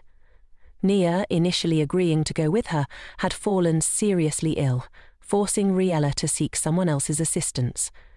Riella had been worried about Nia's condition, but Nia refused to see a doctor, claiming she would go in the morning. Seeing no other choice, Riella explained her situation and pleaded with the Archduke to go with her. Her pleading expression was enough to sway him, and he reluctantly agreed to accompany her the next day. The following day, they found themselves in the same carriage, heading to the city. At first, neither of them spoke, both unsure how to begin the conversation. Eventually, the Archduke broke the silence, asking if everything was all right with Riella, as she seemed unusually quiet. She explained that she was simply worried about Nia, who was still in her room. Despite the doctor's visit, Riella couldn't help but feel torn between her concern for her assistant and the pressure of potentially being disqualified from the festival. The Archduke, unfamiliar with the details of Riella's qualifications for the festival, asked her to explain. She shared that her status as a store owner required her to maintain a certain standing, and this was the first time she had been lucky enough to draw a spot. If she missed the opportunity, it might be her last chance. Riella promised that upon their return, she would find another strong stonemancer to replace Nia. At the mention of Lucien's possible involvement, the Archduke's lip twitched with visible displeasure. He quickly interrupted her, insisting there was no need to find anyone else to take his place, as he would continue to accompany her wherever she needed to go. Upon arrival at the flower festival, Riella's excitement was palpable. She hadn't been to such an event in a long time, and the vibrant array of plants and bustling crowd lifted her spirits. As she pulled the Archduke along, her hand firmly gripping his sleeve, the Archduke found himself unexpectedly blushing. It was strange to him that Riella was so comfortable pulling him around like this. The Archduke asked if the market was always this busy, and Riella explained that it was a special day, the one when all the rare flowers were brought in, which caused the usual long lines. Eager to see the auction, she grabbed his hand once again and led him through the crowd. After struggling through the throng of people, they finally reached the flower auction. Riella, still catching her breath, asked if the Archduke was okay, to which he admitted it was probably harder on her than on him. Riella, however, assured him that she was fine and already had a list of flowers to buy. She began by looking for roses and carnations, then searched for gloriosus frus and lanthus. As Riella focused on finding the best flowers, the Archduke couldn't help but admire her dedication and attention to detail. Unexpectedly, he realized that Riella had been holding his hand for a while. The thought of holding her hand, initiating the gesture himself, crossed his mind, but he quickly dismissed it. He was unsure how she would react. As they made their purchases, Riella seemed pleased with the flowers she had selected.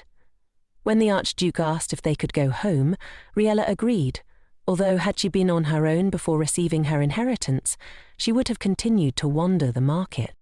At that moment, the Archduke noticed a group of people in red hats surrounded by a crowd, selling something. Curious, he asked Riella about them, and she explained that they were auctioning rare flowers. She was particularly interested in a flower called the elf, a rare and bright red variety that hadn't been seen for a long time. The crowd, eager to see it, rushed towards the auction. The Archduke, puzzled by the excitement, asked if the flower was really that special. Riella's eyes sparkled with excitement as she explained that the elf flower had been scarce, and its rarity made it highly coveted. The Archduke then asked if she intended to go see it, but Riella declined, not wanting to keep him waiting. With a soft smile, the Archduke turned and joined the crowd, drawn by the curiosity of the rare flower. Meanwhile, the woman in the headdress announced that they had 3 blossoming flowers and 2 buds up for bidding, starting the price at 5,000. She smiled sarcastically as she set the starting price, which was ridiculously high for an ordinary flower.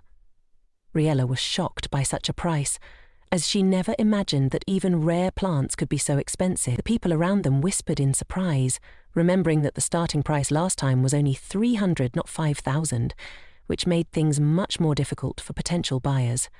Though most of the people had come just to observe, there were also real buyers, and one of them immediately quoted 10,000 for the flowers. This caused a stir among the onlookers, who turned to see the first buyer. A red-haired, smug-looking man named Hayden appeared before them.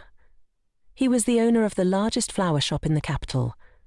Riella immediately recognized him, as she had often seen him purchasing flowers for large sums at auctions, even studying his flower arrangements. Hay had never seen him before, so he turned to the drooping Riella and asked her to tell him about Hayden so he could form his own opinion. The girl explained that Hayden had an apparent obsession with red flowers, as he seemed to buy everything of that variety. He was known for taking home flowers that others would never see again, making his reputation quite unpopular.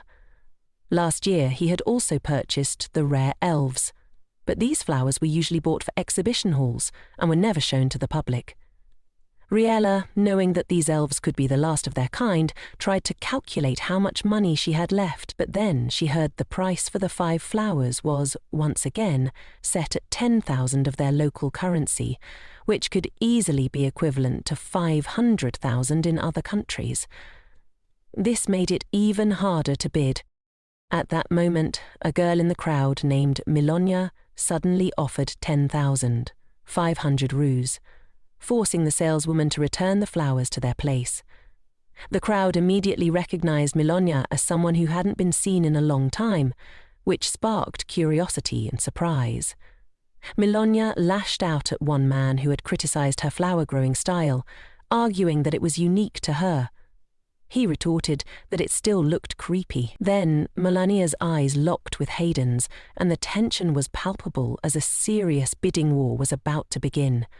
Indeed, the two began to raise the price higher and higher. In the end, Milonia could no longer stand it and demanded that Hayden give up, arguing that his business was slowly dying out and he needed money.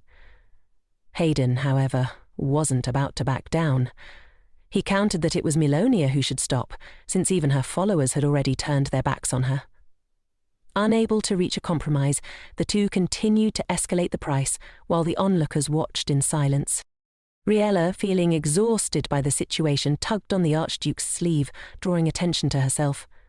When he turned around, she suggested that they had seen enough and should return to the carriage and head back to the mansion. H was surprised that Riella wasn't interested in purchasing the flowers or staying to watch the verbal battle between Hayden and Milonia. In truth, the girl wanted the flowers, but she didn't have enough money. Rather than continue torturing herself, she wanted to leave. Just then, the woman in the red headdress called out that the final price was 20,000, and if no one else bid, the flowers would be sold. But, unexpectedly, Han, standing behind the crowd, loudly declared that he was offering 100,000 for the flowers. The crowd gasped in shock. Riella was so stunned by what she had heard that she couldn't speak.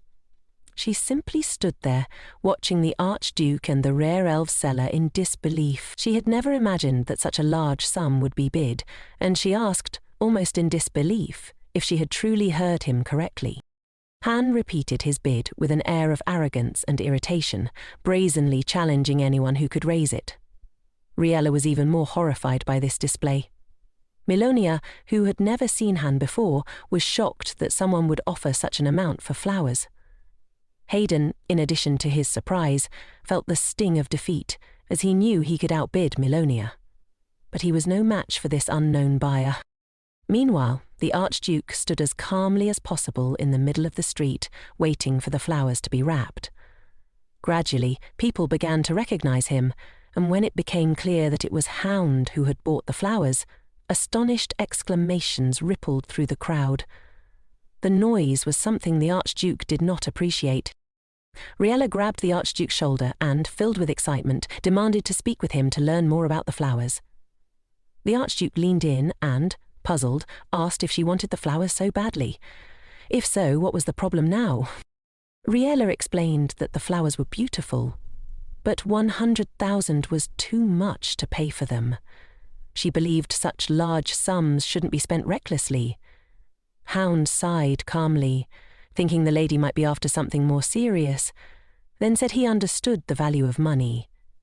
He looked Riella in the eye and remarked that, for someone like her, you had to pay a price that matched her worth. When Riella grumbled in dissatisfaction, the Archduke reminded her that she was the Duchess of Hoson, a position that had already changed things for her. He added that as the only Archduke in the kingdom, he shouldn't lower himself. While they were bickering, the bright red elves were sold to Hound for 100,000, as no one else had bid higher. The crowd was thrilled to witness such an expensive transaction, while both Hayden and Milonia were disappointed they had missed out on the plants. Anne immediately turned and demanded the flowers from the saleswoman. Although the rules stated they should only be handed over after payment, the woman made an exception. When the flowers were presented to the Archduke, he turned to Riella and handed them to her, saying that he had bought them for her. Riella blushed, incredibly grateful for the gift, though embarrassed by its price. Looking at her with the bright red flowers, Han became slightly embarrassed and remarked that the elves suited her well. Later, as they were returning to the mansion together, Riella sat in the carriage, shaking. She had accepted the flowers, and now the deal for the lot couldn't be cancelled. Then, she remembered something important and called out to the Archduke, saying she had almost forgotten it. He asked curiously what she meant, and Riella, beaming, said she was talking about breakfast. A little later, Riella brought the Archduke to her close friend, Rena, who was overjoyed to see both of them. Rena immediately sized up the unfamiliar man from head to toe before asking Riella who he was. Riella decided to be honest and confessed that she had brought the Archduke himself to eat with her. Unexpectedly, Riella began to fuss as though deciding what to do. Then she elegantly curtsied and introduced herself to Han, welcoming him to her establishment. The Archduke accepted the bow calmly, but Riella could barely hold back her laughter, knowing full well that Riella had been rehearsing this moment for a long time. Afterward, Rena went to cook, and Riella realized that her friend would likely be proud of herself for quite some time. A few minutes later, Rena served her restaurant's signature dish, which shimmered beautifully on the plate. Riella was delighted and assured Han that her friend's food was truly delicious. As the girl chatted on, the Archduke interrupted, shrewdly asking if Riella was planning to pay for the flowers with her breakfast. The lady immediately fell silent, embarrassed, because she was unhappy that he had figured it out, though she didn't admit anything. Secretly, Riella hoped the Archduke would like Riella's food. Han, however, was lost in thought. On the battlefield, he often had to quickly eat simple soup and crackers, rarely giving much thought to the taste of food. He hadn't savoured a meal in a long time, and watching Riella enjoy her meal, he was struck by the thought that all the struggles of his life had been worth it to see this peaceful moment. The only thing he couldn't accept was how Riella worried about money. He knew that such an amount was nothing to her. Watching her eat, he couldn't help but calculate that even if he took 1,000,000 rubles from Hosang's inheritance, no one would notice. With a smile, He wondered what Riella's reaction would be if he suddenly gave her flowers worth 1,000,000 rubles. Suddenly, Han was surprised by his own thoughts. He couldn't understand why he was even considering giving something to the girl. He concluded that he had become too relaxed due to the contrast between his peaceful life in the battlefield and his observations of Riella. Forcing himself to focus, he told himself that this food was no different from the soup on the battlefield, and he shouldn't let his emotions interfere. Meanwhile, as Han and Riella were having breakfast at Rina's, Nia's condition was worsening. The girl was gradually losing her human form, and her assistant couldn't understand why, since the power of the stone shouldn't have dried up. She had secretly eaten one of her mistress's shining flowers, but it hadn't helped. Nia experienced enormous pain, and, when she looked into the mirror, was afraid of her own reflection.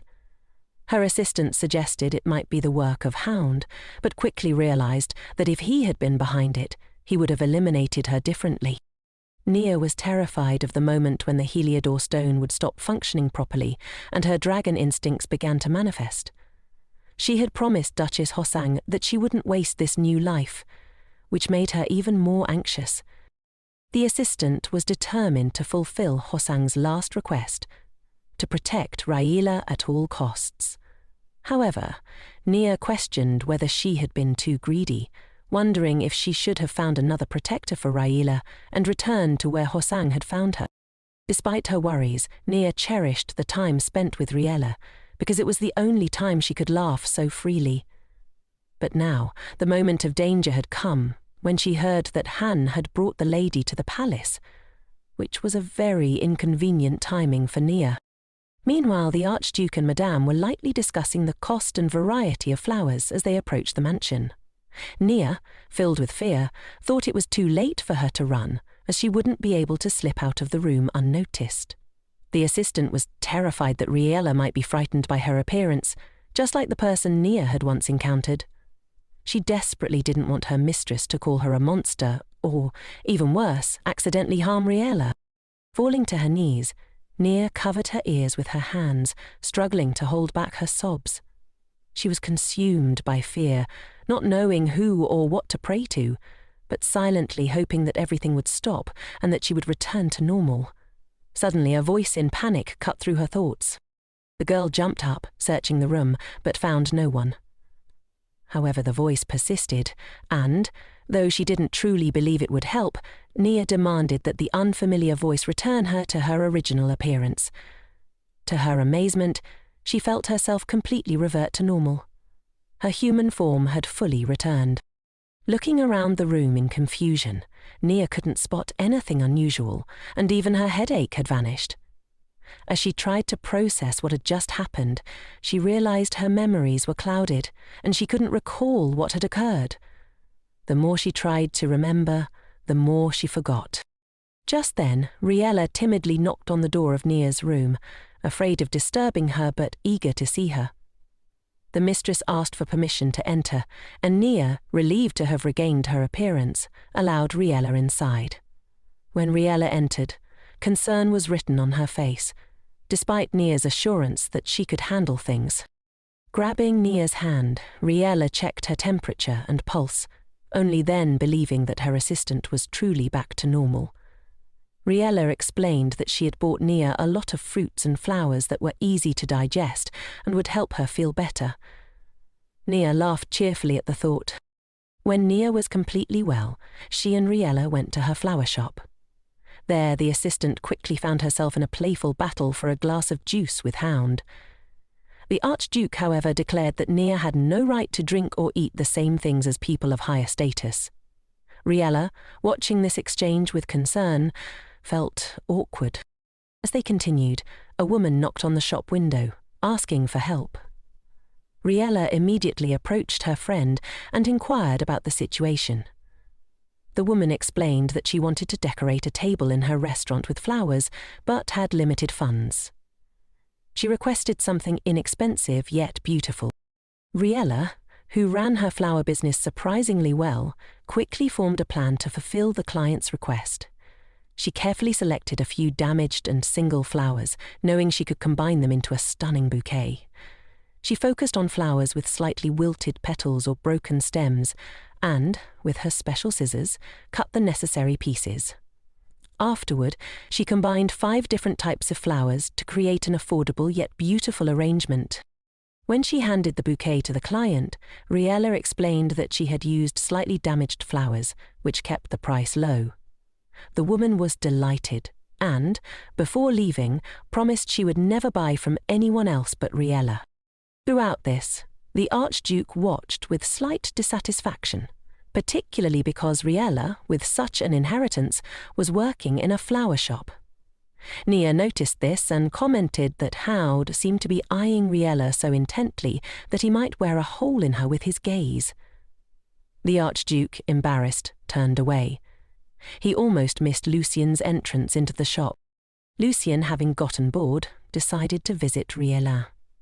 Concerned, he brought her a snack so she wouldn't go hungry while working. Riella was surprised by the gesture. Lucien pulled out sweets with flowers, a rare treat that she loved but could hardly find, as they were usually sold out quickly. Seeing this exchange, Haun's anger flared, unable to stand the close communication between Riella and the Round Table representative. Nia, teasing the Archduke, laughed and remarked that he looked as though he wanted to kill Lucien instead of treating him to food.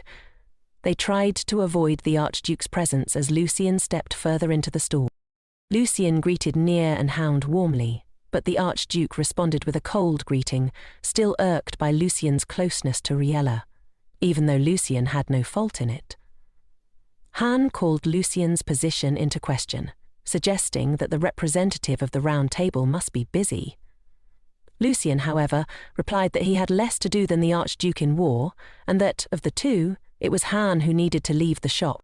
Hearing this exchange, Riella was surprised to learn that the Archduke had also been offered the position of representative for the Round Table, but had refused it. After the argument settled, Lucien noticed the papers on the table and deduced that they were materials related to the Room of Stones. The Archduke, irritated, tried to dismiss the topic, but Lucien had already sat down and began to think aloud with the others about how to open the room. Reluctantly, the Archduke explained that he was able to guess which stones were in the room the last time the door had been opened. He was certain that his guesses were correct and that the Duchess had placed strong protections on the room, making it difficult to open. Shuddering at the thought of the old woman's troublesome nature, Han swallowed hard, knowing for sure that Hosang had designed these puzzles to make him suffer. He explained that the stone room consisted of 3 parts, meaning there would be 3 stages of defense. Lucien, puzzled, asked why they couldn't simply open the doors and take the stones, but Han explained that in order to obtain the strongest stones, they needed to open all the doors. There was no other way to take them. Meanwhile, even the very first and simplest door posed a difficult test, making a lot of noise as it was opened by Camilla, something Riella remembered all too well. Han continued explaining that in the first room there was the wind-free pilly, a very aggressive stone.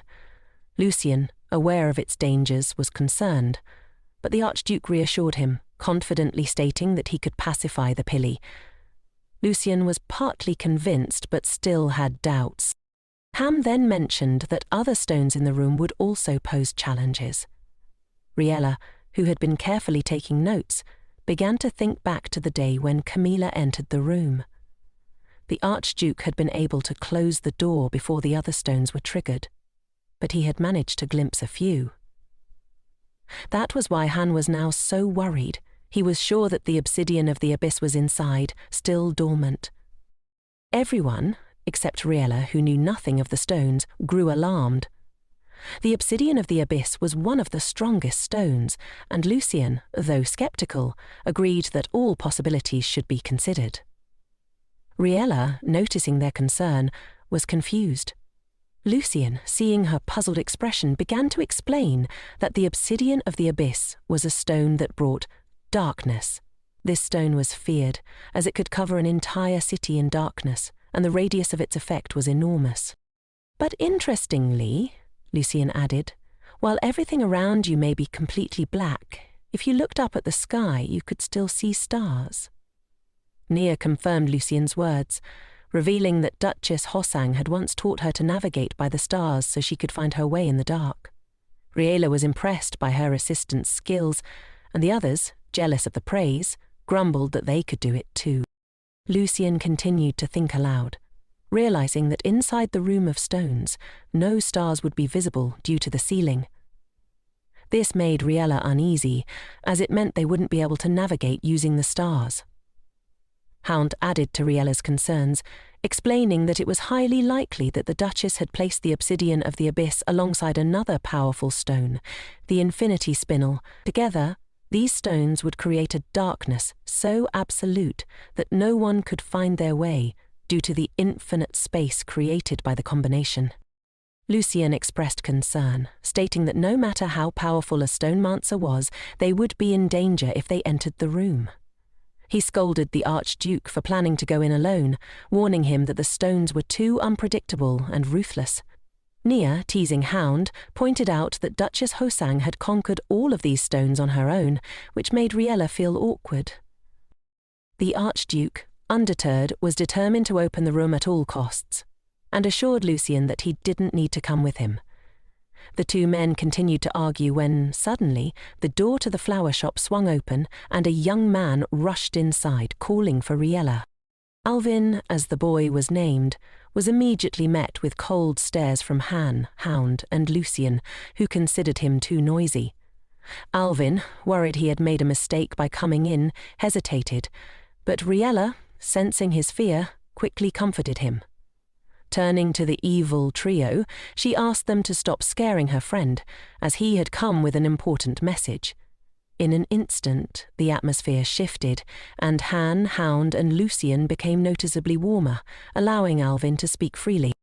Alvin explained that he urgently needed the largest and most beautiful flowers, as time was running out. Riella, noticing his anxiety, asked if Charlotte had truly returned. Alvin confirmed that she would arrive in just a few minutes, but there were no flowers prepared. Riella felt sympathy for the couple, knowing they had never been able to confess their feelings during their past separation. She genuinely wanted to help Alvin. Alvin, desperate, offered to pay any amount if Riella could make a bouquet before Charlotte's arrival. Without hesitation, Riella set to work, gathering the most beautiful and largest flowers she could find. Her hands moved swiftly, expertly, alternating between tools to create the perfect bouquet. Alvin, watching nervously, saw a group of stonemancers returning from a battle against the dragon, and among them was Charlotte. He shouted the news to Riella, and she rushed to speed up her work. With mere seconds left, Riella had to decide which flowers would best suit Charlotte's appearance, considering her hair and eyes.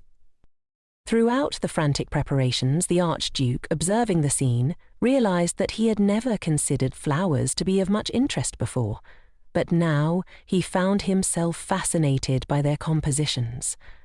Han, though he knew Riella could use some assistance, was at a loss for what to do since he knew nothing about flowers and decided to remain out of the way. Meanwhile, Lucien rolled up his sleeves and approached the lady, asking if he could help her with anything. The girl thanked him for the offer, but explained that if he had no experience in assembling a bouquet, he wouldn't be able to help. Lucien then took the already prepared flowers and, in just a few moments, crafted a beautiful bouquet. Riella was delighted, especially since he'd managed to correctly arrange the flowers and materials in the composition. Now that Lucien's skills had been confirmed, he took on the red flowers and asked the girl to handle the purple ones. As Riella and Lucien worked together, cheerfully chatting, Naya and Han felt out of place, as they didn't quite fit into the situation. But before long, the bouquet was ready and handed to Alvin. Upon seeing its beauty, Alvin was overjoyed. He immediately rushed to Charlotte and happily handed her the bouquet, which she loved so much that she even burst into tears. Riella watched the happy reunion of the two lovers, feeling pleased that both of them were so happy with her bouquet. Suddenly she remembered her assistant, turned to Lucien and asked where he had learned to handle flowers. Lucien simply replied that his father was the royal florist, Sir Mice, and that he had learned a little about flowers from him. Hearing this, Riella initially thought Lucien might be mistaken. After all, Sir Mose had come from humble beginnings and had risen to become a respected florist for the royal family. He was renowned for breeding new and rare plant varieties. Riella could hardly believe Lucien was the son of such a great florist. Still, she felt a sense of gratitude that she now had a friend who was so knowledgeable about flowers. She came closer to Lucien and began begging him to ask his father a few questions about flowers. He agreed. Watching their sweet exchange, Han felt a pang of sadness and disappointment.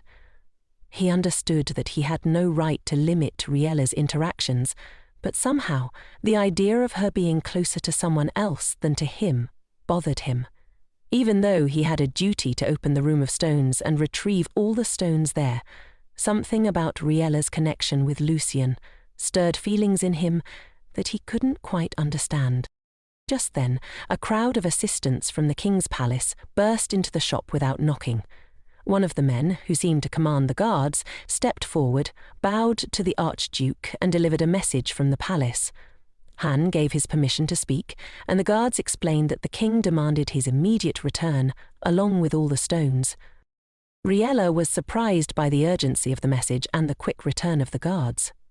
The Archduke silently walked past her, remarking that since he had been called, he must go.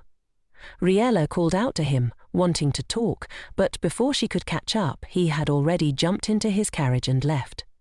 She felt a wave of concern, wondering what might be happening, but Nia calmed her down, explaining that, as the strongest stonemancer, Han was frequently called on urgent missions. Riella tried to distract herself from her worries by taking care of her greenhouse and shop. However, she couldn't help but think about the Archduke. Nia had told her his absence wouldn't last long, but it had already been 3 days with no word from him. She was upset because he hadn't even sent a letter or had someone deliver a message. Later, during dinner, Riella couldn't help but stare at the empty seat across from her, where the Archduke's plate remained untouched. Nia noticed her thoughts and gently suggested that she not blame him, but Riella couldn't shake the feeling of disappointment. The following day, Riella went to check the mail. Her heart raced, hoping to find something from Han, but after searching through every letter, she found nothing. She returned to her room, feeling a mix of sadness and frustration. As the rain poured outside, she watched the flowers in her chambers, but couldn't seem to find joy. That night, unable to sleep from the uncertainty, Riella decided to sneak into Han's room to feel closer to him. She was surprised by how empty and cold the room felt, even though it had only been a week since he had left. Still, not wanting to leave, she lay down on the bed and thought about their time together. She realized that without those wonderful moments, it might be easier to cope with his absence. Before she knew it, she had fallen asleep. The next morning, Nia came searching for her, and Riella woke up embarrassed to have fallen asleep in someone else's room. To her surprise, Nia announced that Han had returned. Overwhelmed with happiness, Riella quickly got ready and rushed toward the mansion. Unsure of what to say, she silently looked at the Archduke.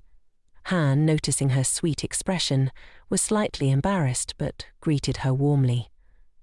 Riella, having chosen a cool demeanor, turned her head away slightly and greeted him more formally in response. Seeing the coldness in her behavior, Han looked puzzled, not understanding why she was acting this way. His confused expression irritated Riella, as she believed it was wrong of him to leave without telling her anything. So she continued to coldly ask how he had been, and scolded him for being gone for an entire week. However, Riella suddenly became embarrassed, unsure whether her tone had been too formal. Han asked why she had been waiting for him and worrying, since, in his view, they weren't particularly close. Taken off guard by the question, Riella didn't know how to respond. Han, blushing a little, continued to ask why she had been waiting for him, expressing curiosity about her feelings. Realizing she couldn't avoid the question, Riella admitted that she had been worried all this time. She tried to justify herself by saying it was normal to worry about someone when you hadn't heard from them in a while. Hearing this, Han felt a warmth inside from her words. He didn't say anything, but was moved by her concern. Riella, feeling even more embarrassed, blushed from the excitement that overcame her. She added that although he was strong, monsters could still hurt him, but Han, still quiet, leaned in closer and stared directly into her eyes, as if confirming whether she was telling the truth. After a pause, he admitted that he had been embarrassed to talk about his investigation, but assured her there were no enemies nearby. However, seeing how worried she was, Han realized she wanted him to be more attentive to her. Remembering this, he decided to change the subject and asked if she had time over the weekend. Riella immediately replied that she didn't, explaining that she would be busy with lawyers. Han was surprised at how seriously she took her duties, and Riella simply smiled in response. The weekend brought some serious news. Riella was told she needed to inspect her property. She was surprised, but the lawyer explained that it would be useful to know the full extent of her inheritance. He suggested she examine the nearby area, which had a few houses. Since the lawyer had a lot to do, he invited Riella to join Han on a trip. Riella felt that there would be no problems travelling with the Archduke and her assistant, as they had learned to avoid quarrels. That same night, a heavy downpour made her worry that the trip would be cancelled. But the next morning the sun shone brightly, and all the puddles had dried up, so they could safely depart. Riella was eager for the trip, but was worried that the carriage ride would cause motion sickness for Nia and Han. She was thrilled about the journey, but when she handed Nia the bag for the trip, she asked Han why Nia wasn't coming with them.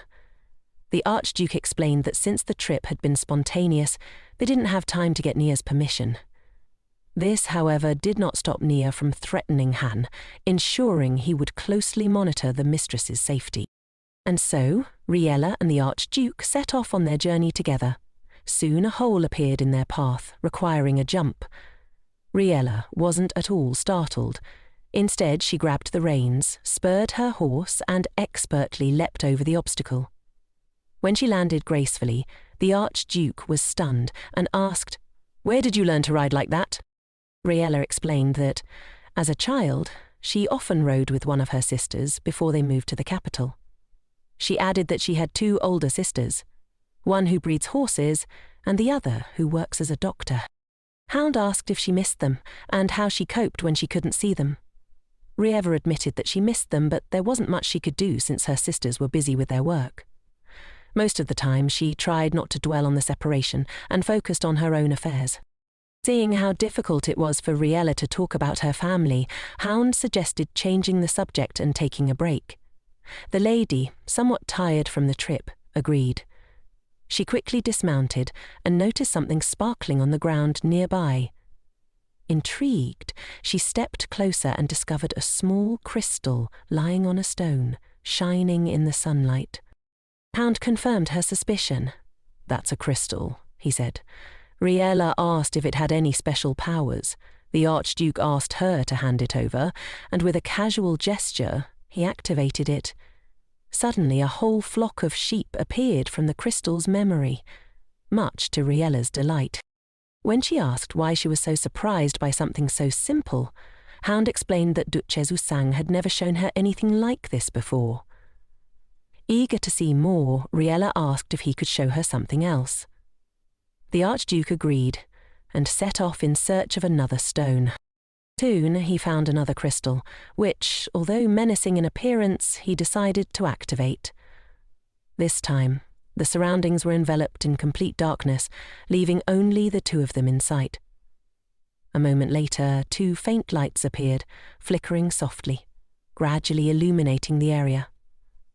Riella, though initially surprised, wasn't afraid. Hound speculated that they were facing one of the strongest stones, with memories dating back to the creation of the world. He explained that the strength of a stone wasn't just about its innate qualities, but also how it was cared for. To clarify, he pulled out two sapphires, one polished and one raw. He first demonstrated the power of a finely crafted sapphire by conjuring a small flame. The blue light fascinated Riella, resembling a real blazing blue flame. After she had seen enough, Hound activated the raw sapphire. A massive blue fire engulfed them, its roar stretching for meters. Startled, Riella instinctively grabbed Hound's clothes for comfort.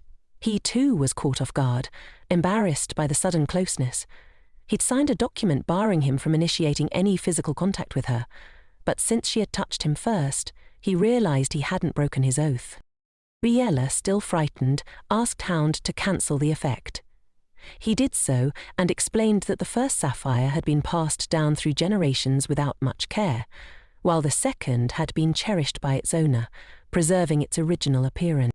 As Hound spoke, Riella began thinking about Duchess Hosang's many powerful stones that had been neglected over time.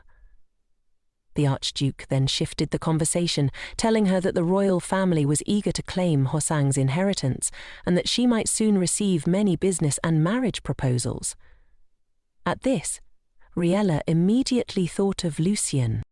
Hound noted that if she married him, she would have control over the inheritance, as only their children would be able to claim it. Riella felt a deep sadness, realizing that both she and Hound were trapped in the expectations of others. The Archduke concluded that the royal family's greed for the inheritance would help weaken the influence of the other powerful noble houses. Grateful for the explanation, Riella reflected on the enormity of what she had inherited, which only filled a few lines in the will. Suddenly they heard barking.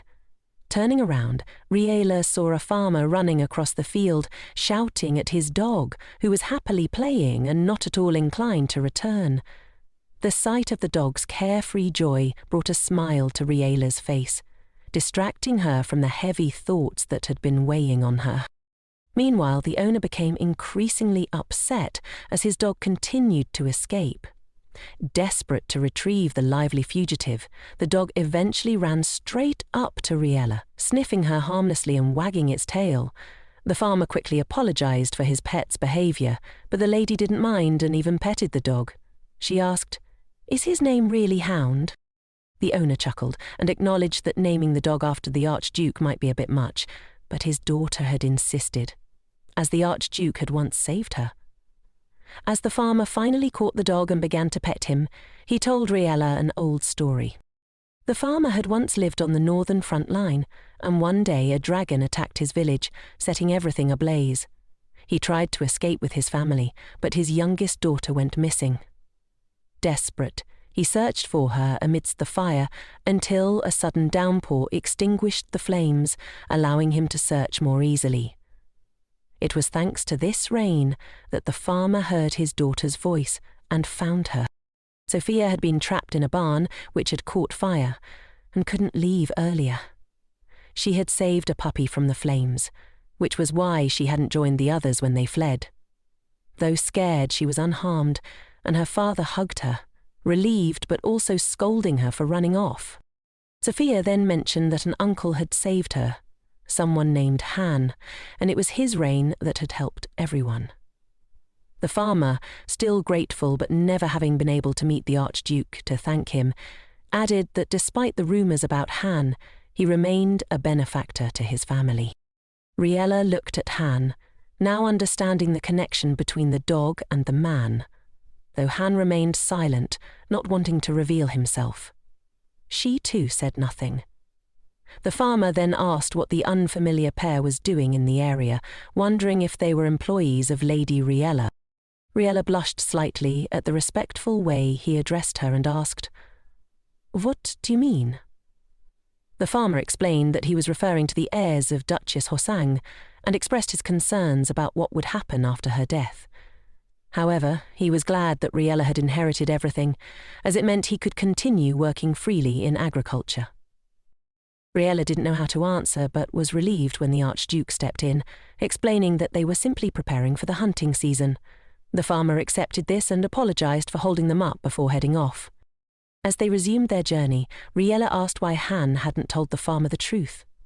The Archduke replied that revealing their identities would have been burdensome, and they didn't fully know who the farmer was. Riella countered that she wasn't in any real danger, and the lawyers had assured her that no one would benefit if something happened to her. Han remained silent for a moment, then explained that there were people who acted out of hatred, not for profit, and their actions could be unpredictable. Riella, taken aback, had no response. She felt as if Han had faced these dangers many times before, which is why he spoke so confidently. Han reassured her that everything was fine today, and when Riella asked what he meant, he revealed that he had scanned the farmer with a jasper scout stone, a crystal designed for reconnaissance. It had scanned the entire area, even the dog, and found nothing suspicious. Riella was intrigued, asking how Han had acquired such a useful stone. Han explained that his older brother had given it to him, but his mood shifted slightly as he spoke of it. Riella realized that he was referring to the king, and her smile faded. Han asked her not to tell anyone that he possessed the jasper stone, as it was traditionally a royal possession, meant to protect the king from enemies. Riella shuddered, asking if it was normal for the Archduke to share such important information with her. Han explained that now the situation was fair, since he knew her secret and she knew his. Lost in thought, Han remembered the moment his brother had given him the jasper stone. Initially, Han had tried to refuse it, but the king insisted, threatening to forbid him from participating in expeditions if he didn't accept it. The king had apologized, saying he wished he could give Han more but had to send him into battle. Han was so lost in thought that he didn't notice Riella calling his name. She then asked about the stone Han had used to summon rain during the dragon fight. Han explained that it was the Howin shower stone, and Riella immediately noted that its name was similar to his own. Han agreed, saying it was like fate, and took out the stone for her to examine. Riella was curious and asked if the stone had always been this colour. Han explained that it had lost its power over time and was now in a state of hibernation. Suddenly, Riella had an idea. She rummaged through her pockets and found a petal from a glowing flower she had grown herself, a powerful and rare flower. She handed the petal to Han and asked if it might have a similar effect to the flower itself. Han was taken aback, not expecting Riella to offer part of the flower. She explained that she had found the petal that morning and picked it up with no harm intended. Riella believed it would be better to restore such an important stone quickly, so she gave the glowing petal to Han. The Archduke was still pleasantly embarrassed by the girl's help, as he highly valued glowing flowers, but he obeyed. After placing the petal on the stone, Han began to recite the required spell, not expecting a quick effect. However, surprisingly, the crystal almost immediately filled with bright colour, as if it were completely new and just purchased. Han was shocked that just one petal from a glowing flower could restore the stone's power so effectively. As he was about to thank the girl, thunder roared and an incredibly heavy downpour began the moment the stone activated. The Archduke stared at the girl in complete amazement, as he had not expected the stone to work so quickly. He remembered that this crystal had not responded well to him before, but he never imagined it would act like this.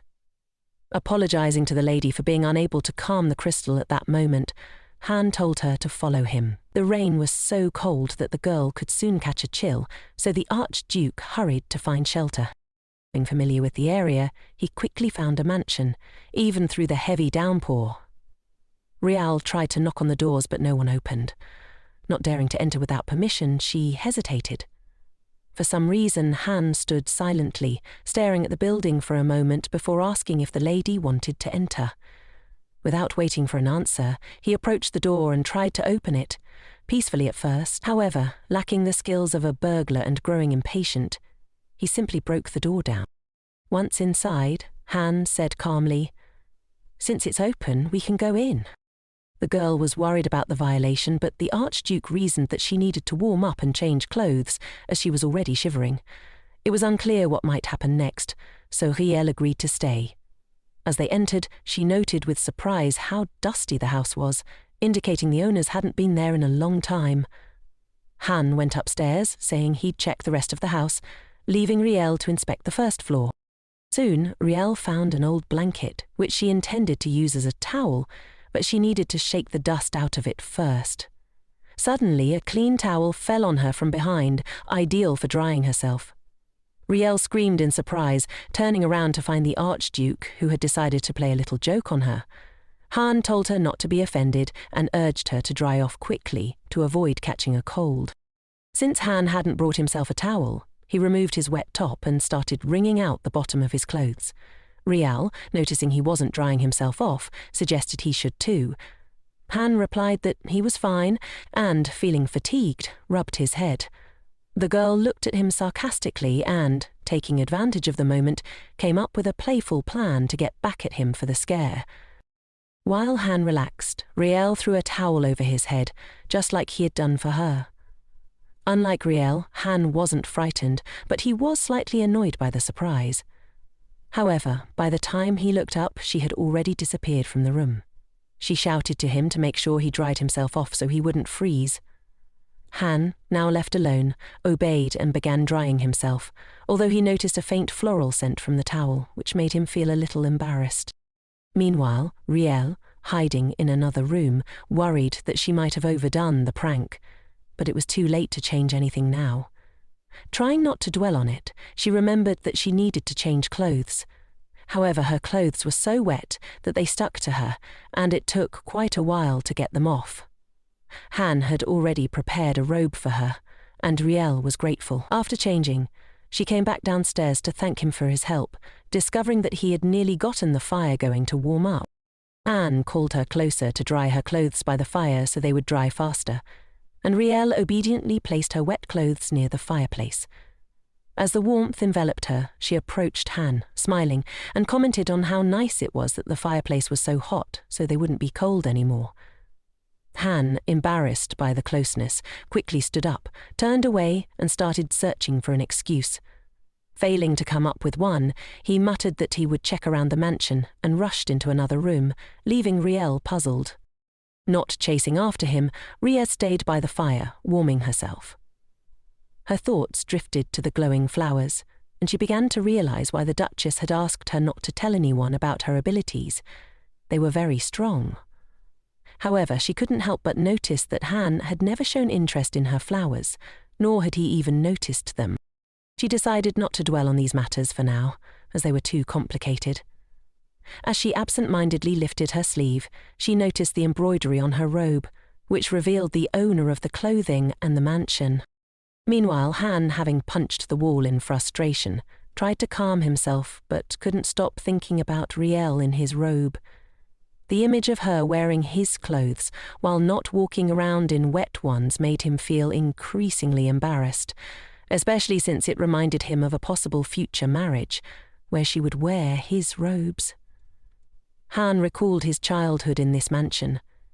How, as a young boy, he had been exiled here after being removed from the palace. His abilities had developed too quickly and strongly, which had caused concern among the royal family. Despite being compared unfavorably to his brother, who was destined to become king, Han had been sent away to live in this mansion, where he would remain for many years. The only good thing about being here was meeting the Duchess Hoson, who had been terrifying at first, but whom Han had eventually come to know. Shaking off the memories, Han decided to find something to take with him when he returned to the room. Riella had nearly fallen asleep by the fire, and he was relieved to see her peaceful expression. He began to justify his absence when she suddenly asked if this was truly his mansion. Han was taken aback, but Riella showed him the initials embroidered on her robe. He hadn't realized his name was on the clothing, but he didn't deny that he had lived here as a child. Riella immediately began to ask him about his childhood in this mansion, and Han, sitting down next to her, agreed to tell her a story while her clothes dried. Riella loved stories in any form, especially those about Monsieur Hoson, whom Han had known. Han explained that before arriving at this mansion, he had met Hoson, but their connection had been limited to mere greetings. Riella, still surprised by how long Han had known the Duchess, was curious to know more, but Han chose not to go into details about her volatile character. Time passed quickly, and as evening fell, Riella began to feel sleepy. Han, who had been telling stories enthusiastically, hadn't noticed how quiet she had become. Turning toward her, he realized she had fallen asleep, snoring peacefully. He quietly approached her, covering her with a blanket and checking her clothes to ensure they were dry. However, Han still had wet spots on his clothes and decided to remove them to dry while Riella continued to sleep. The difficulty was that the stones Han usually relied on to dry things were temporarily blocked. As he removed his clothes, Han was unaware that he stood in front of the still sleeping Riella in an almost bare state. She turned in her sleep, causing the blanket to fall off but continued to sleep. Han, hoping she wouldn't wake up, decided to cover her again. But just as he did, a loud thunderclap caused Riella to jump up, screaming. Han froze in embarrassment, realizing that he had been caught in an incredibly awkward position. Riella, now fully awake, blushed deeply upon realizing what had happened. She waved her hands frantically, trying to explain the situation, while Han himself was just as embarrassed. Both of them apologized at the same time, though it had been an accident. Surprised by the situation, they stared at each other in silence before Han awkwardly explained that he had only meant to cover her after her blanket had fallen. Riella, still flustered, listened calmly, but then gently covered Han with a towel to help him relax. She invited him to sit next to her and dry off completely, promising to watch over the horses until the rain stopped. Han, exhausted, agreed and lay down, but Riella asked him to rest while she kept an eye on things. Though still embarrassed, the two tried to ignore the awkwardness. When they returned to Riella's mansion, Nia greeted them angrily.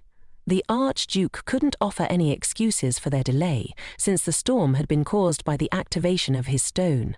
Nia was furious, but Riella stepped in to defend Han, assuring the assistant that the rain had been an accident. Though initially upset, Nia eventually calmed down after confirming that the Archduke had not forced Riella into anything. Riella continued to defend Han, explaining that he had helped her greatly on her journey. Once the rain stopped, they decided it was too late to return, so they waited until the morning to leave. Although a small scandal erupted at the mansion, it eventually calmed down, and Riella returned to her usual duties. However, since the trip, Riella had been quietly observing Han, wondering what he was thinking, but whenever she caught his gaze, he quickly turned away. Confused, she didn't ask any questions but quietly kept her distance, though she didn't like how the Archduke seemed to be avoiding her. Still, she pretended not to care. Meanwhile, everything reached a point where Han became too busy for joint dinners at the mansion. Once again, the lady found herself eating alone, only accompanied by Nia. Deciding not to dwell on it, Riella went to the flower shop, and Han called his assistant almost immediately. Nia, sensing tension, expressed her displeasure about approaching the Archduke since they didn't get along well. Without saying a word, Han placed a box on the table and asked her to take it. The assistant was taken aback when he realized it was a box from the Archduke containing one of his stones. He was confused about why Han was giving it to her. Han explained that he had received permission for Nia to use it within the palace to protect her mistress. He added that he needed to leave for a while and wanted to ensure Riella's safety in his absence. Surprised, the assistant asked if this meant Han was finally entering the room of stones, and Han, with a serious expression, confirmed that he would open the first room in 2 weeks. Later, Han asked his assistant Pooh if he was able to acquire all the stones the Archduke had requested. Pooh bowed his head apologetically, admitting that several stones had been denied to him, and he couldn't retrieve them. However, Han had anticipated this, and instructed him to bring Spannel as a substitute for the stone the Queen had withheld. Once the task was completed, Han placed 2 stones on a cloth. One was Spannel, and the other was a related stone. The latter was called related because it copied the power of the crystal next to it. Sometimes the abilities of the related stone were opposite, which balanced the powers of both crystals. Though using the royal stone was impossible, Han had no choice but to rely on the related stone, even though it was a risky endeavor. The likelihood of the related stone being activated was very low, and Han was already considering how to make it work as needed. Time was running out before the room of stones opened, and Han knew he had to proceed cautiously. Riella's safety was his top priority, followed by the opening of the room containing her inheritance.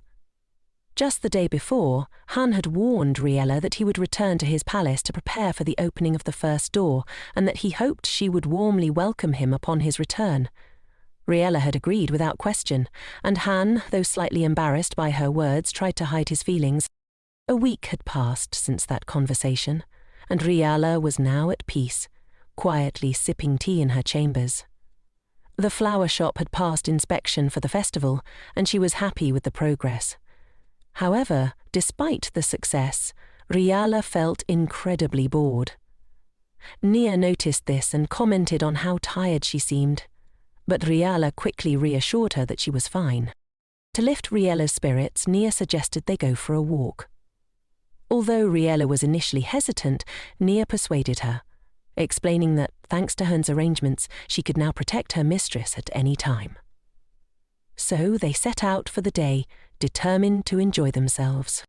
When they arrived in the city, Riella was in awe of the beauty surrounding them. She regretted that they hadn't ventured out sooner, as she was already having so much fun. She dragged Nia into a clothing store and decided to buy her a red ribbon, which she thought suited Nia's deep black hair perfectly. The assistant was flustered by the compliment and asked if it really looked good. Riella explained that the colour red suited Nia, but her own light brown hair wasn't a good match for such a ribbon. Suddenly, Nia's mood shifted as she became downcast, remembering something unpleasant. Riella sensed there was more to the story and pressed her for an answer. Nia admitted that she didn't like black, but she didn't elaborate further. Riella, trying to change the subject, asked Nia to name her favourite colour, but Nia replied that she didn't have one. The conversation shifted, and Nia confessed that this was her first time shopping and she was enjoying it. To cheer Riella up even more, Nia decided to buy as many things as possible, loading a basket with clothes. Later, when the girls had nearly emptied the store, the owner came to see them off and invited them back. Riella laughed, acknowledging that they might have bought too much, but Nia dismissed it with a cheerful attitude. However, the bags were cumbersome, so Riella suggested they take them to the carriage. Nia quickly found it, much to Riella's surprise, and ran off to retrieve the packages. While waiting on the bench, Riella enjoyed the beautiful weather. Suddenly, she heard a commotion behind her. A child was crying and a woman was scolding her daughter for breaking flowers. The woman was upset because the flowers were meant for an important guest. Riella turned to investigate, intrigued by the noise.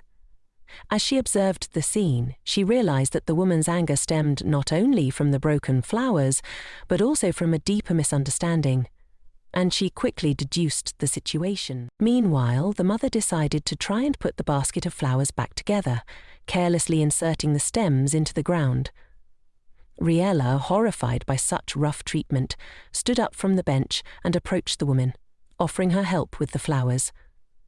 The mother eyed Riella suspiciously, not recognizing her, and the lady realized she hadn't introduced herself yet. Quickly, Riella explained that she owned a flower shop and had the skills to help. Hearing this, the woman hesitated, then agreed to let Riella restore the flowers, expressing her gratitude. Riella squatted down and carefully examined the flowers, figuring out how best to restore them. The woman, uncertain of the process, asked if it was too difficult. Riella reassured her that all she needed was good scissors, and soon after, she began creating a beautiful bouquet. The woman, relieved that the flowers would be fine, returned to her shop and soon brought even more beautiful flowers for Riella to use in the bouquet. Riella felt fortunate that her past experience with damaged flowers allowed her to help, but even she found it slightly difficult to combine the colours of the plants. The little girl, who had accidentally destroyed the original bouquet, asked if the flowers could be revived, to which Riella promised to make them even more beautiful, but only if the girl promised not to touch them again. Daisy agreed, and, just then, Nia returned, having safely carried the shopping to the carriage. She was surprised to see Riella helping with the flowers, but the lady calmly explained that she just wanted to help people, even though they had come to the city to relax. Seeing Riella happily creating bouquets for strangers, Nia decided not to interrupt. A few hours later, the sun began to set, painting the streets in orange tones. The important guest Daisy's mother had been expecting arrived. The elderly man immediately noticed the bouquet on the street and admired the composition of colours, impressed by the skill behind it. Daisy ran up to him with joyful screams, as they had not seen each other for some time. The grandfather, delighted to see his granddaughter, took her in his arms and asked how she was doing. Daisy pointed at the bouquets and explained that the kind girl had made them. The old man, curious about the person behind the beautiful flowers, asked Daisy's mother for more details. The woman explained that while they didn't know the girl's name, she had mentioned owning a flower shop. The old man, impressed by the bouquets, decided to buy them all, asking Daisy's mother to wrap them for him. That evening, Riella sat on her bed, feeling both tired and happy. Nia praised her for doing a good job and walking a lot, though she was a bit concerned about the amount of clothes Riella had bought. The assistant was eager to dress Riella up, but the lady was too tired to argue and simply wanted to sleep. Once Nia left, Riella was left alone with her thoughts, many of which were focused on the soon-to-be-opened room of stones. She felt tense, wondering whether she should tell Han about the flower with another bud.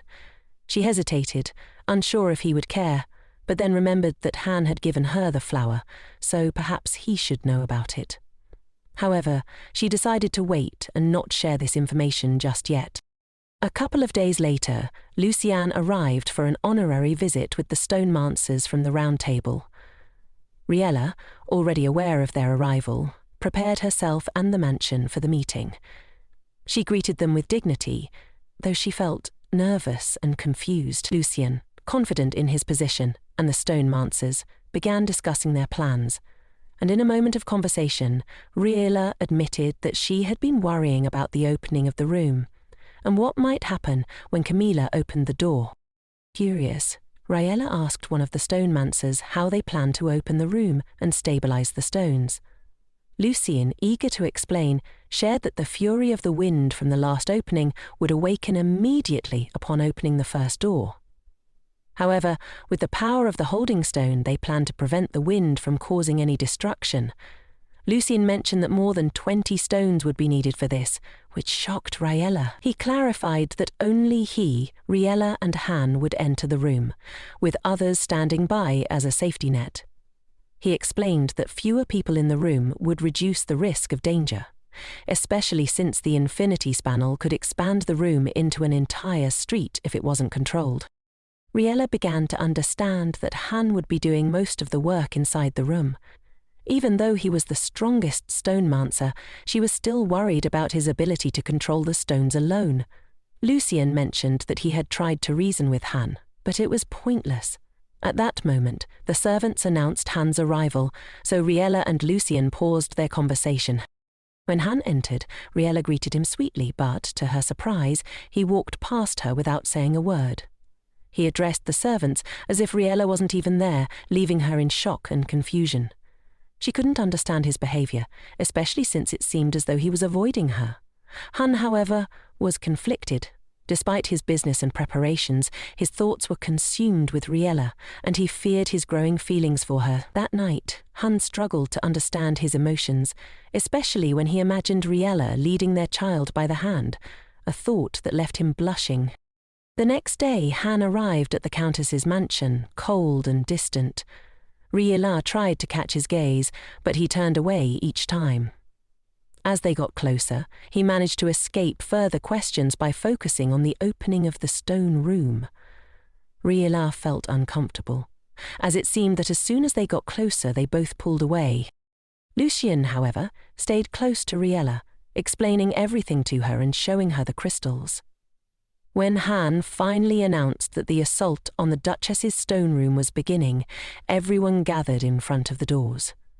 As the doors opened, a strong gust of wind rushed out, and Riella clung to Nia.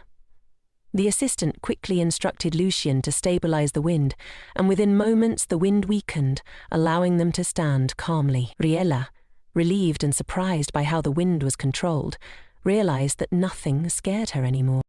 Meanwhile, Han managed to completely deal with the raging stone, allowing the originally chosen 4 to enter the room. The lady was immediately curious about how the Archduke had managed to make the stone let them in. Han explained that it was not his merit.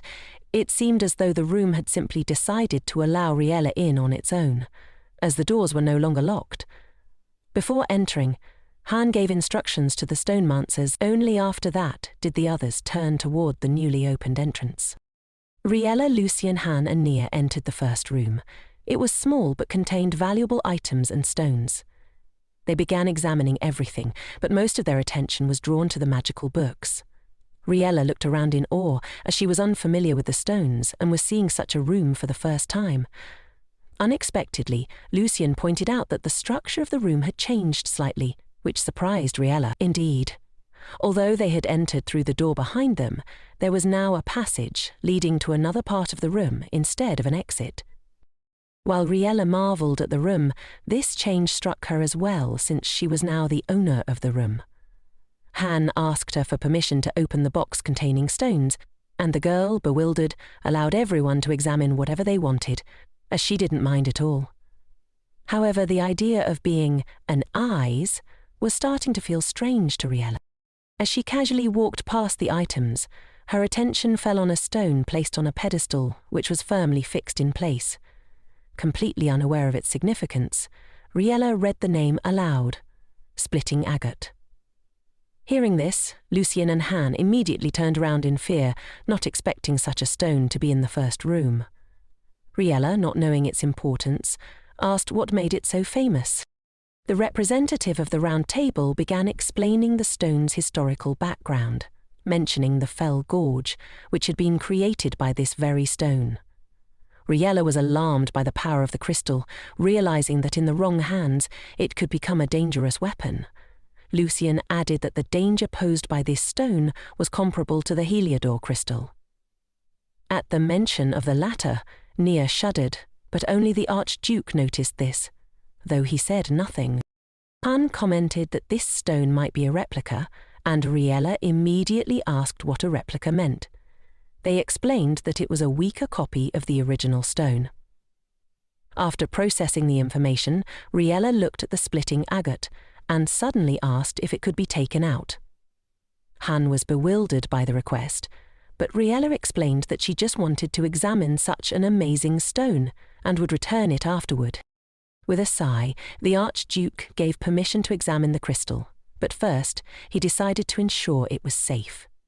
Lucien and Han carefully examined the agate and found no signs of danger since the stone was dormant. Satisfied, Han handed the crystal to Riella and she began to inspect it with great interest. Suddenly, while feeling the fabric holding the stone, Riella felt something paper-like inside. She pulled out an envelope. Her assistant immediately recognized the handwriting on the envelope. It was from Duchess Hoson, though Riella had no knowledge of it. Before Riella could open the envelope, Nia snatched it from her hands, checking for any danger but finding nothing.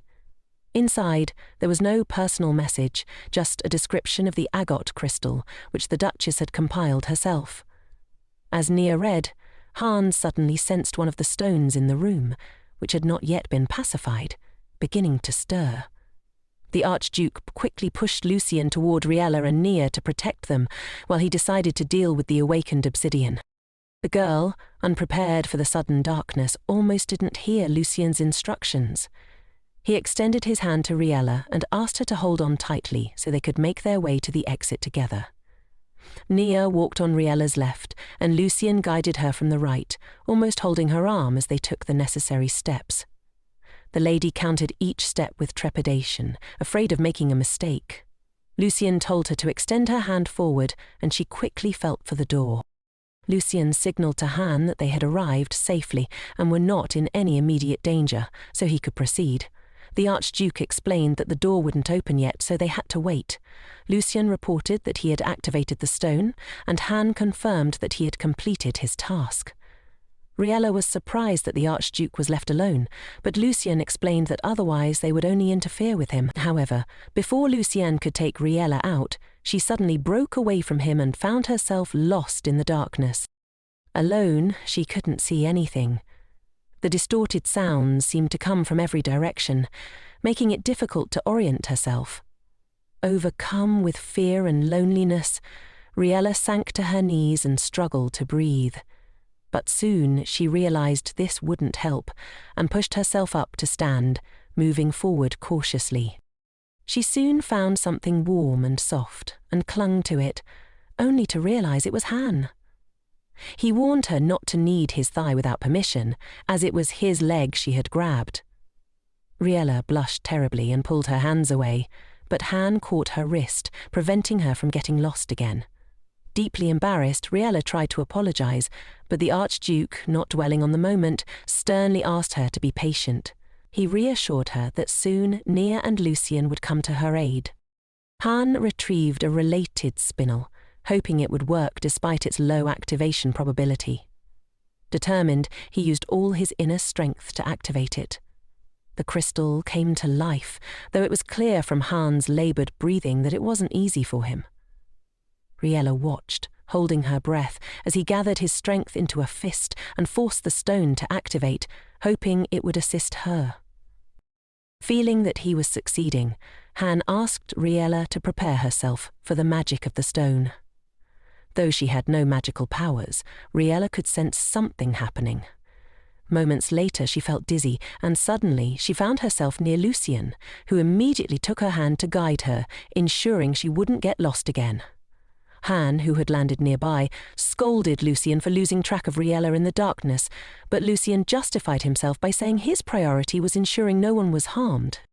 Confused by the conversation, Riella asked what was happening, and Nia explained that the spinel had expanded the space, which is why Riella had gotten lost. Han's sister stone had been narrowing the space. The problem was the potential conflict between the stones due to the rapid changes in the environment. Lucien added that due to the absolute darkness, it was difficult to navigate, but the stones would give them a sense of direction. Riella quickly realized that, since they couldn't see, they would need to rely on sound. She could distinguish the sound of Han's footsteps retreating, which concerned her, as she felt they should stick together. Before she could catch up to Han, a blinding flash of light filled the room. When Riella opened her eyes, she realized the room had returned to normal, but its shape was distorted, likely due to the spatial spinel's effects. Far ahead, Han was battling a powerful stone, seemingly struggling to control it. Riella doubted whether they should intervene, as it was obvious he was having a difficult time. However, Lucien objected, explaining that his task was to protect Riella and that he could not afford to be distracted. As Riella was about to ask what Lucien meant, he shielded her from a powerful explosion with a wave of his hand, confirming that his role was to protect her and prevent the stone's powers from conflicting. Nia added that Han had entrusted their protection to them because of their respective abilities, though Lucien was already quite fatigued from the battle. After assessing the situation, Nia said they needed to find the spinel as soon as possible. Riella asked why, and Nia explained that the stone was unpredictable. While the power of other stones could be somewhat anticipated, the spinel was entirely different. It could activate unexpectedly, and if it did, Han would be thrown far away. Lucien recalled that Han had once stopped Riella from such an event, meaning that another battle could take weeks or months to resolve. Meanwhile, the Archduke managed to defeat several of the powerful stones in the room and stood contentedly before them, ensuring that he had dealt with these crystals. As he prepared for the next attack, he noticed that Spinel had already begun to tear apart the fabric of space visible in the sky. His main concern was that the others would gather near the door, when suddenly he saw a silhouette ahead. Barely catching her breath, Riella was running toward him with all her might, unaware that Spanel was already in action. The Archduke was surprised by her sudden appearance, not expecting to see her nearby. She had inadvertently entered a very dangerous situation, as Spanel was distorting the space between them. Confused as to why Riella wasn't with the others, since they were supposed to protect her, Han quickly refocused on the task at hand. There was no time to question the girl's actions. He had to activate the Sister Stone immediately. Fortunately, when he struck the ground, he was able to halt the distortion of space temporarily. This small but important effect brought Han some relief as he quickly ran toward Riella. The impact of the stone created a small hill, behind which the lady, having lost her balance, stumbled. Without hesitation, Han scooped her into his arms to prevent the stone from pulling her away. As he scolded her for wandering off, Riella, surprised, found herself too embarrassed to hear what he was saying. However, she quickly regained her composure and began to argue back, chastising the Archduke for taking too much on himself. In response, Han set her down and explained that, as a stonemancer, he had made plans to ensure their return. Plans that only he could handle. He warned her that their journey back could take months, but Riella wasn't pleased with that idea. She insisted that Madame Meldo would prepare a new dessert for dinner today, so they needed to return that evening. This demand left Han bewildered, and before he could fully process her request, Riella reached into her bag and pulled out something. She carefully checked its contents, revealing the petals of shining flowers, which had fallen off on their own. Han coldly questioned what would happen if someone saw the petals, as they were not meant to be shown to anyone. The lady assured him that she only intended to share the petals with him and Nia, not with anyone else. Sighing, Han decided to address this matter later, and, together, they began to leave the room.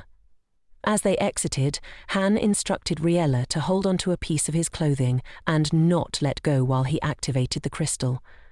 The lady obediently grabbed the fabric, and Han focused all his energy on the stones. He reminded himself that they had only 3 attempts to escape, and he needed to clear his mind of distractions. After a few moments of intense concentration, Han tried to activate the stone, but he failed. Determined not to give up, he tried again. And this time, Riella, watching his struggle, realized how hard he was working.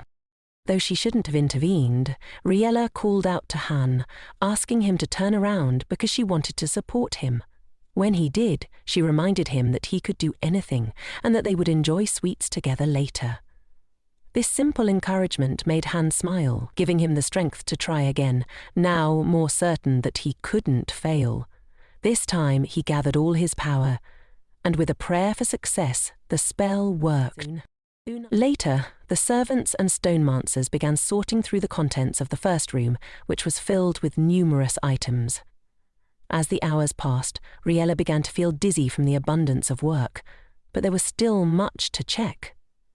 Lucian approached her and suggested she take a break from organizing the inventory and visit the image crystal in the next room. Grateful for the suggestion, Riella agreed and set aside the documents. She headed to the room where Nia was working with the crystal. However, upon opening the door, Riella was shocked by what she saw. A terrifying image of a dragon burning everything in its path filled the room. Nia explained that she had set aside the images of Camilla's mother to focus on the battle itself. The sight left Riella trembling, but she thanked Nia for showing her. She noticed that, for the first time, Nia was struggling to speak, a sentiment that made Riella feel the weight of the situation. As the hours passed, Riella remembered that she urgently needed to prepare for the upcoming flower festival. She carefully arranged the flowers, letting her imagination run wild with the compositions. Her mind also lingered on the thorough planning required for her works, which was taking more time than expected. While she worked, Lucien stopped by to admire the aroma of the flowers. He informed her that he had completed all the documentation she requested, which surprised her.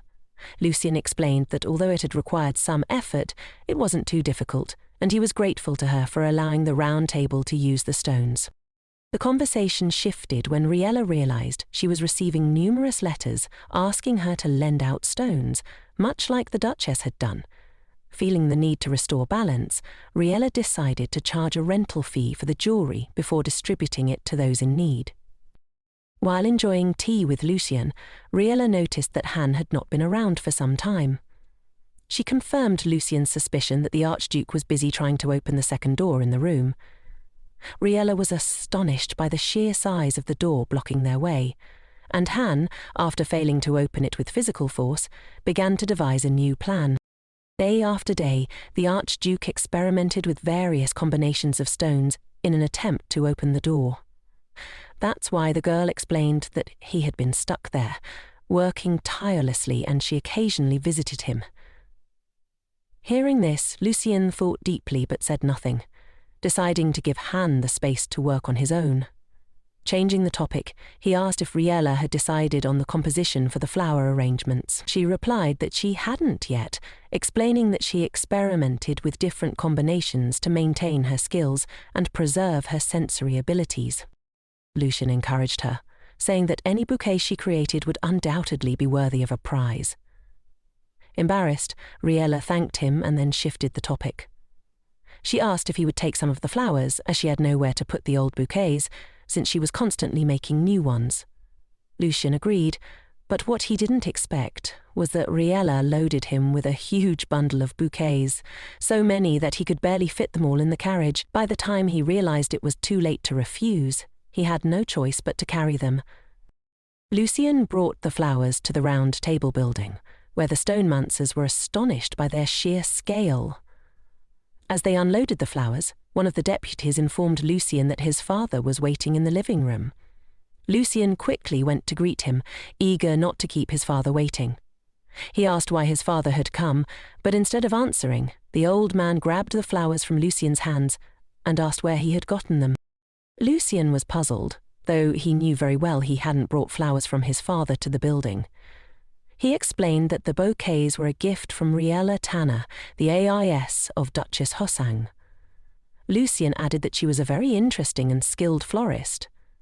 The old man remarked that it was the first time Lucien had spoken so highly of someone in front of him, to which Lucien merely shrugged. For him, Riella was such a respectable person that he didn't hesitate to compliment her. Initially, Lucien had been insincere with her, but Riella took it calmly and continued to communicate with him.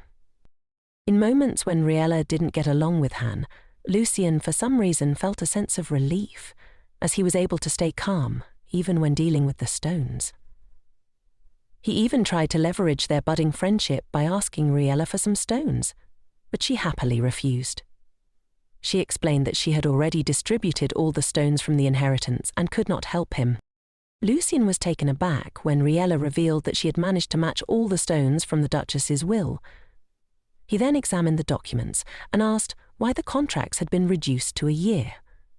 Riella explained that the short duration would require the stones to be extended and they would need to be more carefully protected. Listening to her, Lucien realized just how difficult her task was and how well she had handled it. Riella explained that her role was simply to distribute the stones, and for any other questions, it was better to consult a specialist. She was concerned, however, that she was only seen as an unknown decision-maker, so she wanted to entrust the stone management to Lucien. Lucien immediately asked about the payment for such work, and Riella, after searching for a moment, found a document with a lease period of 10 years or more. She smiled and winked flirtatiously, saying that such an offer would definitely tempt the round table.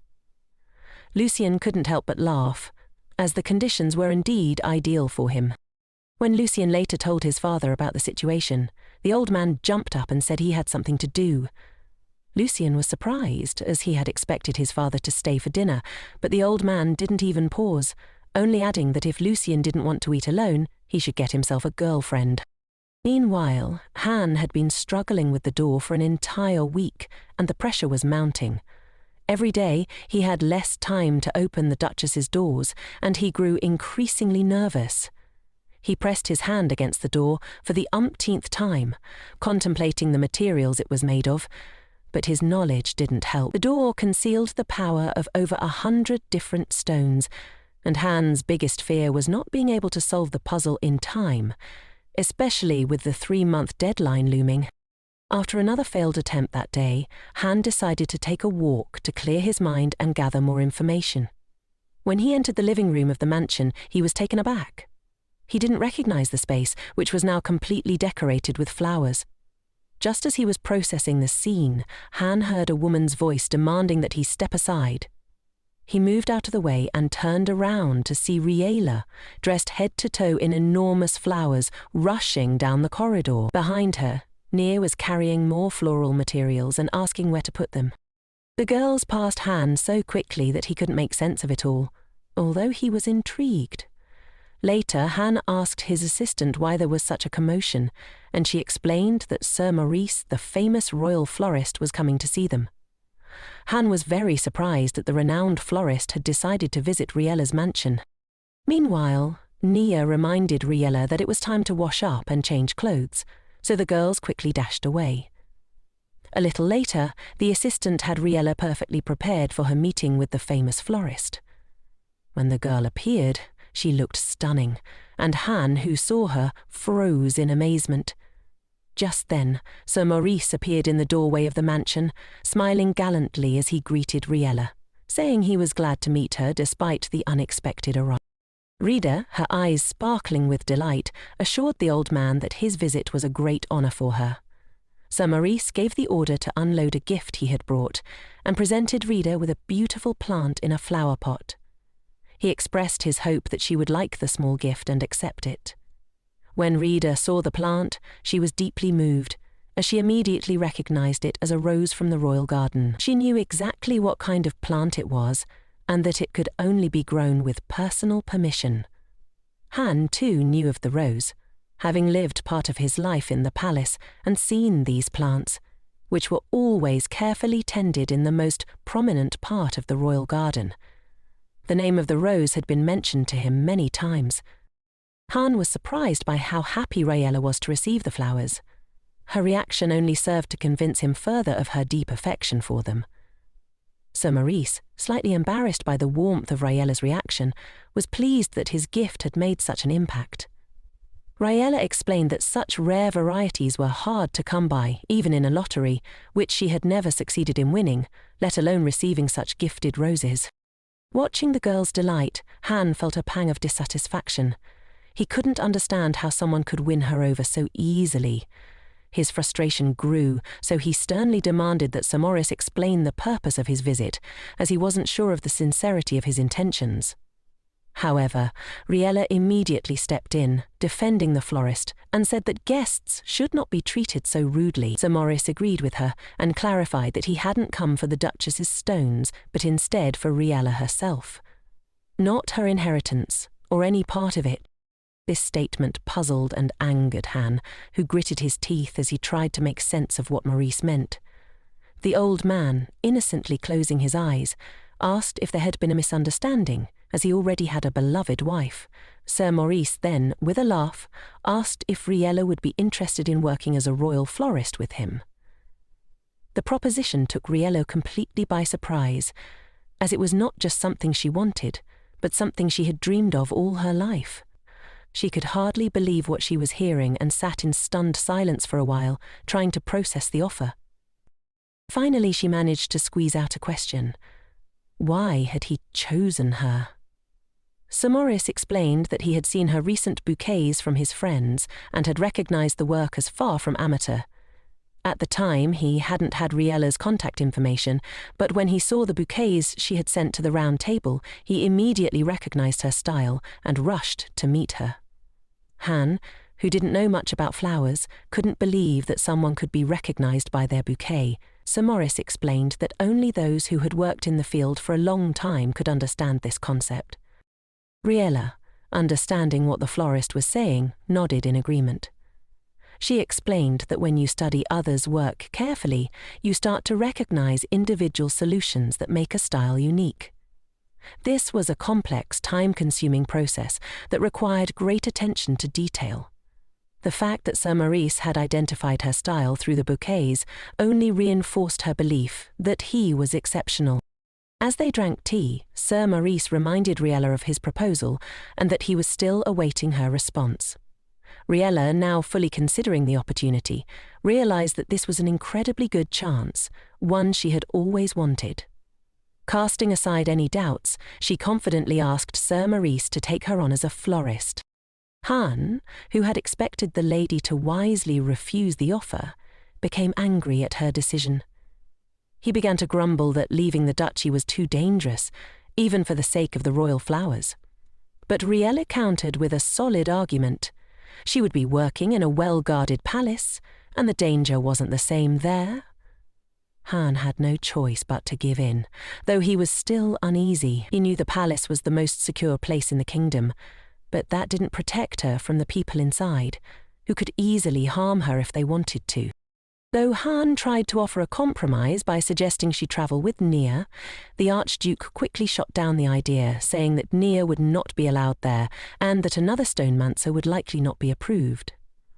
Sir Maurice, however, interrupted both of them, stating that Han would be the most ideal person to accompany Riella to the palace, but Han was not eager to go, preferring instead to keep her in the mansion.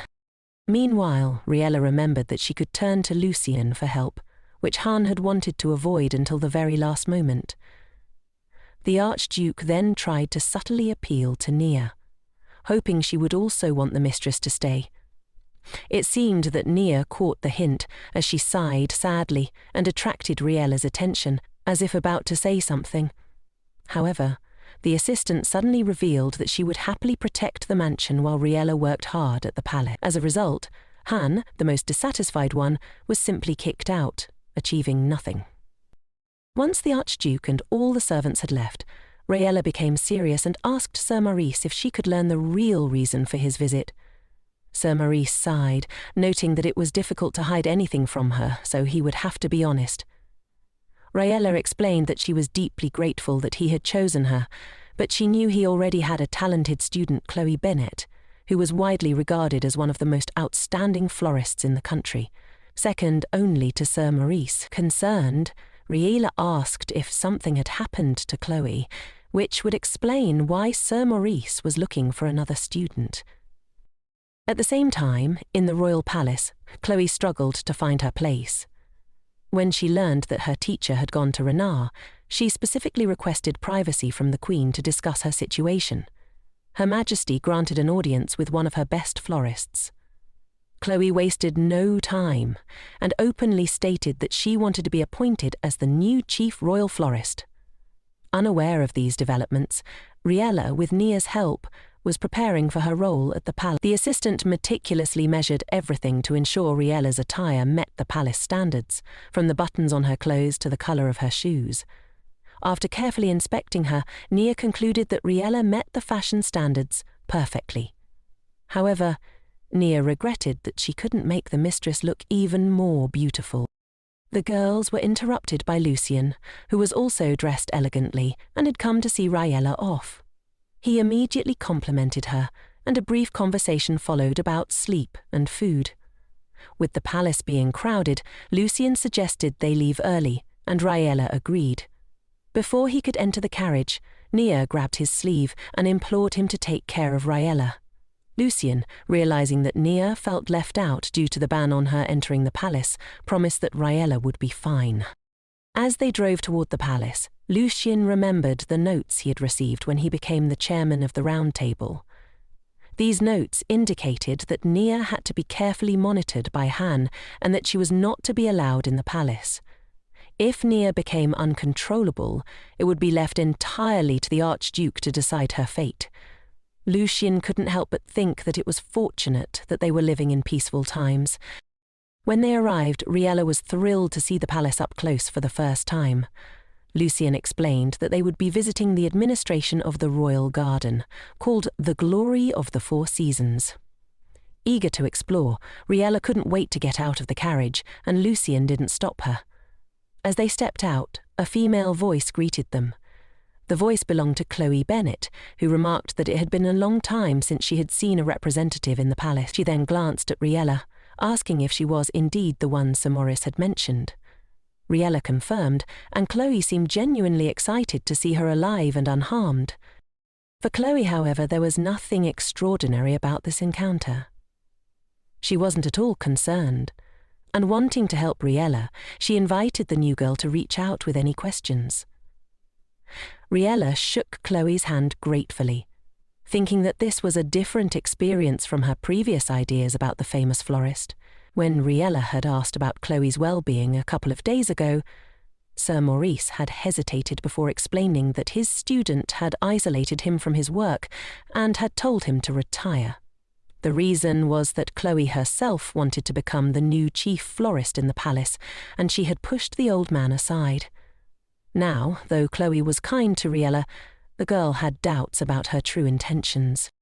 Riella couldn't help but feel that Chloe was appraising her, trying to gauge how much of a competitor she would be. She had no doubt that Chloe would soon show her true colours, just as she had done to Sir Maurice. At that moment, Chloe, in her frustration, even told her assistant that she no longer respected Sir Maurice and didn't intend to follow him as a teacher. The assistant listened in silence, knowing that Chloe simply needed to vent her emotions. Unexpectedly, another assistant joined in, expressing that she too didn't want to work for Sir Maurice. The trio soon found themselves siding with Chloe, not with the famous florist. Looking at Riella, Chloe seemed to wonder how long the mistress would last in the palace. Deciding that was enough, she turned to leave. Just then, Riella stopped her, asking if she wanted to know something. Chloe, confused, waited for an answer. But when Riella asked about her inspiration as a florist, the question caught Chloe so off guard that she didn't immediately know how to respond. Meanwhile, Riella recalled several of Chloe's interviews and began asking about them, eager to learn more about Sir Maurice's student. She had so many questions that she started to count them on her fingers, careful not to get confused. Chloe, taken aback and embarrassed, was clearly unprepared for such a barrage of questions. She felt overwhelmed by the pressure and didn't know how to respond. The only thing she could think of to keep the mistress at bay was to offer her own autograph. Riella beamed with happiness upon seeing the mural of Chloe, and Lucien, surprised by how much the girl embarrassed her student, asked what Riella thought of Chloe. He was curious about her opinion on a woman who had been working as a florist for many years. Riella couldn't give a definite answer, as she didn't yet know what to make of Chloe. However, she was sure of one thing: Chloe must have had a reason for her sudden shift in mood. But before delving deeper into her thoughts, Riella decided to study everything closely. She quickly made her way to Sir Maurice, who was delighted to see her and equally pleased with all that was happening around them. He asked what her first impression was, and Riella replied that she liked everything very much. The old florist then offered to give her a tour of the palace garden.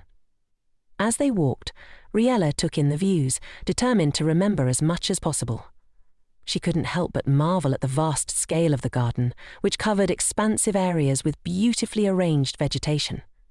Sir Maurice explained that the garden was well maintained, especially since Chloe had been unable to remove the workers. However, there were still some problems, and the florist decided to address them indoors. Inside, Riella noticed a cosy space, decorated with plants, but strangely empty. Sir Maurice explained that this place didn't have a special name, and it was particularly difficult to care for the local plants. He had attempted to decorate the area with beautiful roses, but Chloe had lured away the workers. Riella was puzzled by the fact that Chloe had abandoned her teacher at such a crucial moment. But Sir Maurice reassured her that he would care for the garden himself, as it was indeed difficult to maintain. He also told Riella that she wouldn't need to worry about looking after the garden, but could focus on flower arrangements inside the palace. When Riella asked how many decorations were needed, Sir Maurice mentioned that it was more than 30 a day, which shocked her. Previously, she had only made up to 50 decorations with the help of her friends. The responsibility was far greater than she had anticipated, and she wasn't ready for it. She tried to back out, but Sir Maurice cleverly caught her and began negotiating. Lucien, standing behind them, tried to intervene, urging them not to quarrel, but neither Riella nor Sir Maurice paid him any attention as they continued their lively discussion. Riella insisted that she needed as many plants as possible for such a task, but Sir Maurice disagreed, arguing that she was asking for too much. They continued to argue until Lucien decided it was best not to interfere and remain out of their dialogue. Eventually, Riella gave in and slightly reduced the price of her services, as she still wanted to work as a florist. With a heavy sigh, Sir Maurice agreed to her terms. Riella had expected her first day of work to be easy, but she quickly realised that she was now in the palace, and from the very start, Sir Maurice had made her very busy.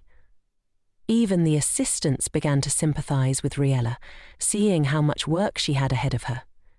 She didn't need any help from Sir Maurice, so she sent him away and stood before a vast array of flowers, realising that if she didn't work tirelessly, she would end up staying overnight. Riella began by trimming flowers, a task she was well versed in. She delighted in the rare and artificially grown varieties before her. Suddenly, she was startled by unfamiliar male voices. One of the workers, a man named Martin from the administration, introduced himself but did not apologise for frightening her. Ignoring his lack of courtesy, Riella politely introduced herself and told him she was there to help. Martin, with a smug tone, explained that royal florists were different from street florists and that he would fully instruct her on the palace's rules. Unfamiliar with the palace's protocols, Riella didn't object, simply accepting the situation as it was. Meanwhile, Martin assigned Riella the task of selecting the best buds that were in good condition. The lady didn't appreciate his manner of communication and she wanted him to leave quickly. She simply nodded in response. Martin then informed her that she wasn't allowed to use spikers, and manual processing made Riella's work even more difficult. Despite this, she remained silent. He added that they still needed to sort the flowers, but the lady would have to stay and work. As the trio moved away from Riella, Martin burst into an evil laugh, clearly enjoying the situation. One of the three friends asked if it was normal to burden the new girl with all their work, but he was quickly told that it was the right thing to do. Martin angrily declared that if Riella couldn't handle it, she should return to her mansion and cry over her inheritance. He believed floristry wasn't a hobby for the rich and was angry that Riella had come to the royal garden. Martin was convinced that the lady didn't know how to work and had gotten into the palace through bribery. The next morning, Riella woke up feeling tired, but wasn't at all regretful for having disobeyed Martin's orders and taken the sheepot. It was enough not to damage the flowers. How it was done didn't matter as much. Her morning routine began as usual, with Nia brushing her hair. Riella shared what had happened yesterday, and Nia, growing serious, suggested killing that scoundrel. Riella almost choked from surprise. Although she secretly appreciated Nia's proposal, she had no intention of acting on it. Changing the topic, Riella thanked the assistant for the pleasant massage which had helped her a lot. As for the small troubles at work, Riella had some ideas for solving them on her own. Nia then asked her to let her know if it became too difficult for the mistress to handle the scoundrels on her own. Riella promised to do so. Once Nia left the room, Riella immediately felt the fatigue she had been hiding from her assistant. Just then, H appeared in the corridor and remarked that Riella looked very tired. She tried to carry on a conversation with the Archduke, but it felt like they hadn't spoken in a long time. Suddenly, H abruptly announced that the girl walking with Lucien was distracting him from his duties. Riella was so surprised by the Archduke's sudden scolding that she missed most of his words. Deciding to tease him, she responded that if he was so concerned, he could open the second door of the room. When he became stubborn, she told him that she would walk with Lucien until H opened the door. In the end, Riella left, and the Archduke was left alone to ponder why his words had been misunderstood. Watching the interaction between the representative and the mistress, the Archduke realised that if things continued like this, he would only get angrier. At that moment, he wished he could switch places with Lucien so he could accompany the lady, and the representative would open the door. But as the representative and Riella left, nothing changed for Han, except for his growing sense of uselessness. For the first time in his life, he felt lost, as though he were in a fog.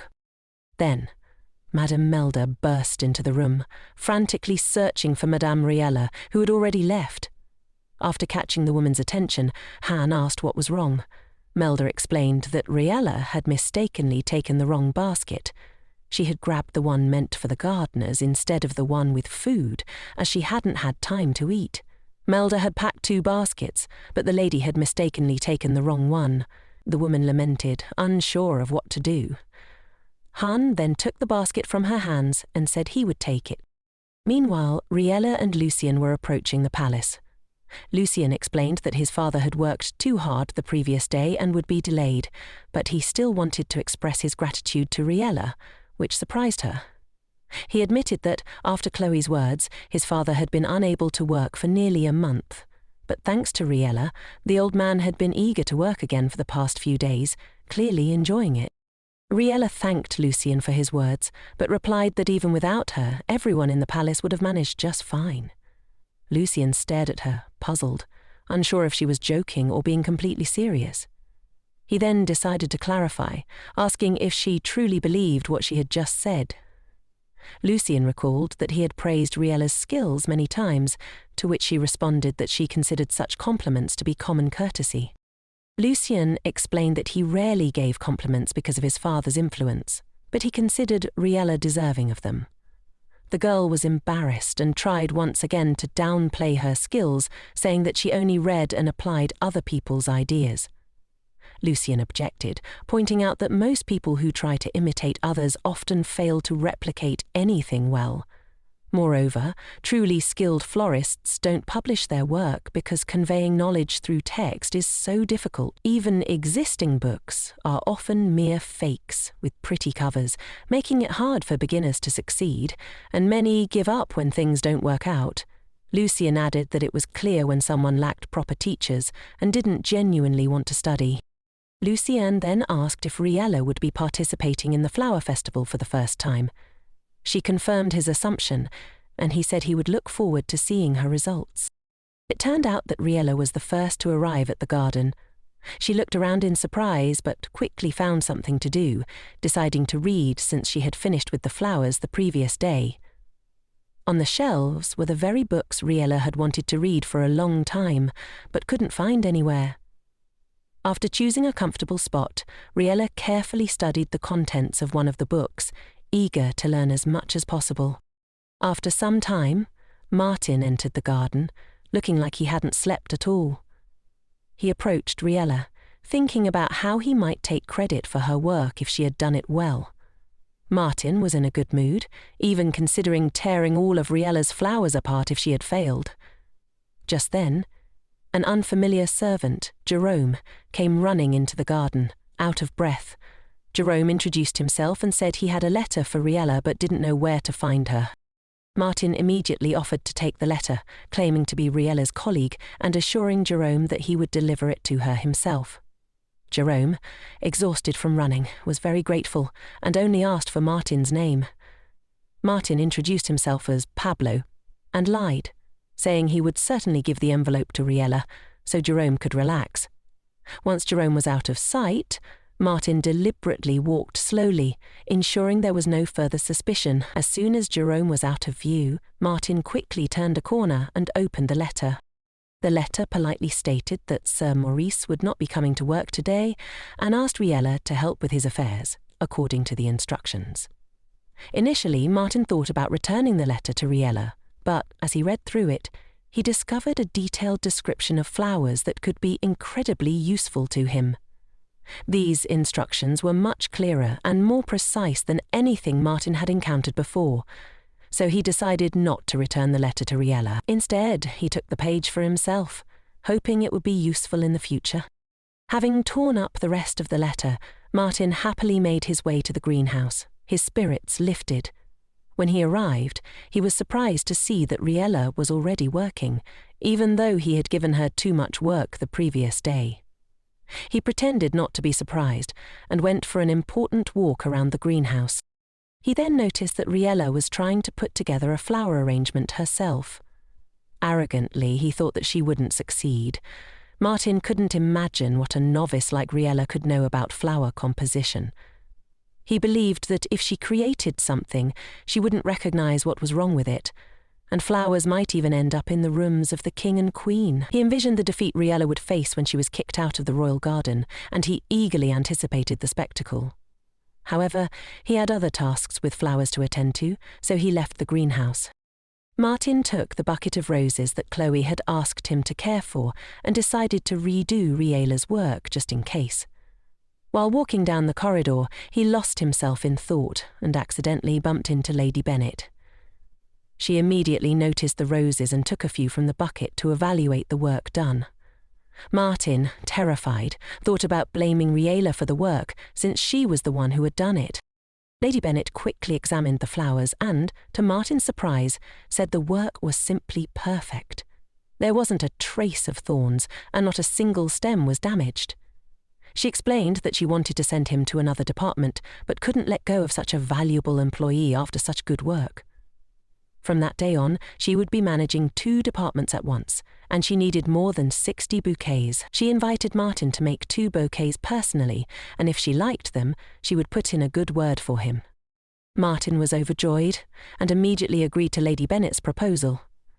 She was pleased with his energetic response, and moved on with a calm soul. Martin promised to do everything in the best possible way, and she had nothing to worry about.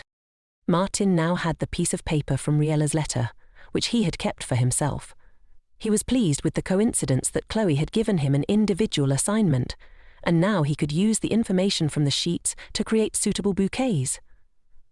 As he walked down the corridor, he thought about Riella. He was surprised that she had managed to handle the flowers so well. Standing in front of a mirror, he thought about how he might try to win her over. She was quite attractive, and now, with her vast wealth, it would be to Martin's advantage. He began to think about how many servants she must have, and how lucky he was. Martin decided to use a carrot and stick approach with Riella, applying pressure first, and then offering help.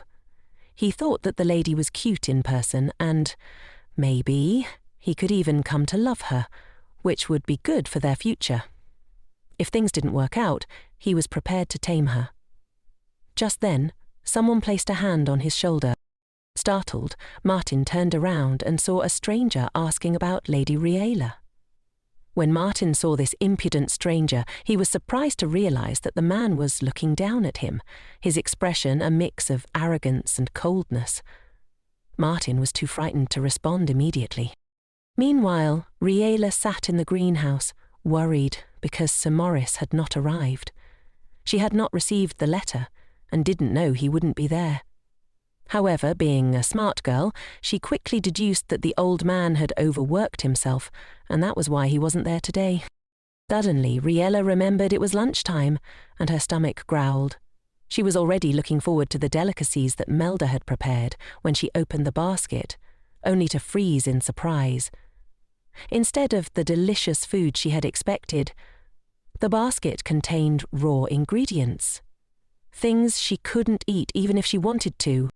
After reading the note attached to the basket, Riella realized that the food was actually meant for the dogs, not for her. It turned out the servants had mixed up the baskets and given her the food prepared for the puppies in the forest.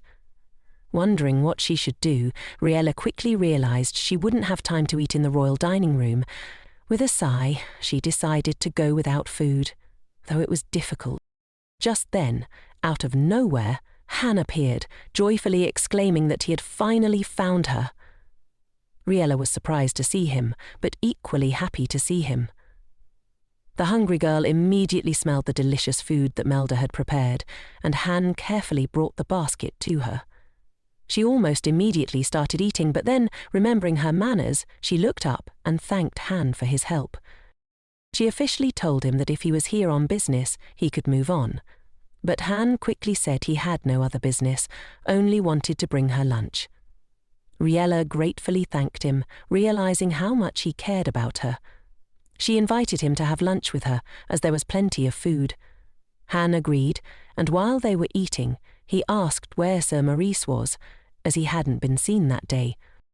Riella explained that she had heard from Lucien that Sir Maurice wasn't well, so he wouldn't be coming in today.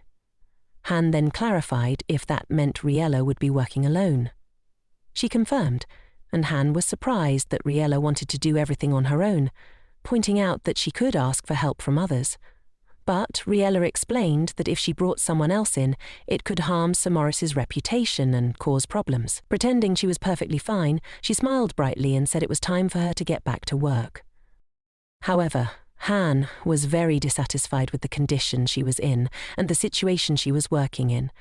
Getting to his feet, he proudly announced he would help Riella sort the flowers that day. That evening, as the setting sun illuminated the palace, the Queen prepared to relax in her chambers. She requested the sweetest tea possible, as she was tired after a long day of work.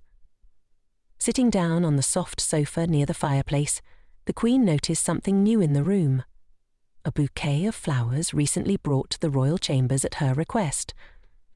The Queen immediately asked who had brought them, as they were different from the ones she was used to. The chief maid surprised Letitia by saying that Archduke Han himself had brought them, but hadn't conveyed anything else. The Queen examined the bouquet carefully and realized it wasn't Sir Maurice's style, but Riella could come up with something similar. Letitia had allowed Riella into the palace, thinking it would be easier to keep an eye on her, but she hadn't expected the influence the young lady would have on the Archduke. This was not part of the plan.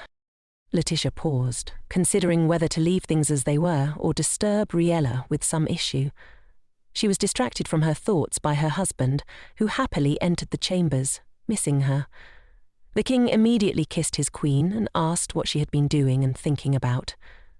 The woman sarcastically recalled a time when the king had sobbed and confessed his love to her. The king blushed at the memory and quickly changed the subject, mentioning the Archduke. He had heard that his brother had brought something. Letitia pointed to the flowers on the table and asked if her husband liked the bouquet.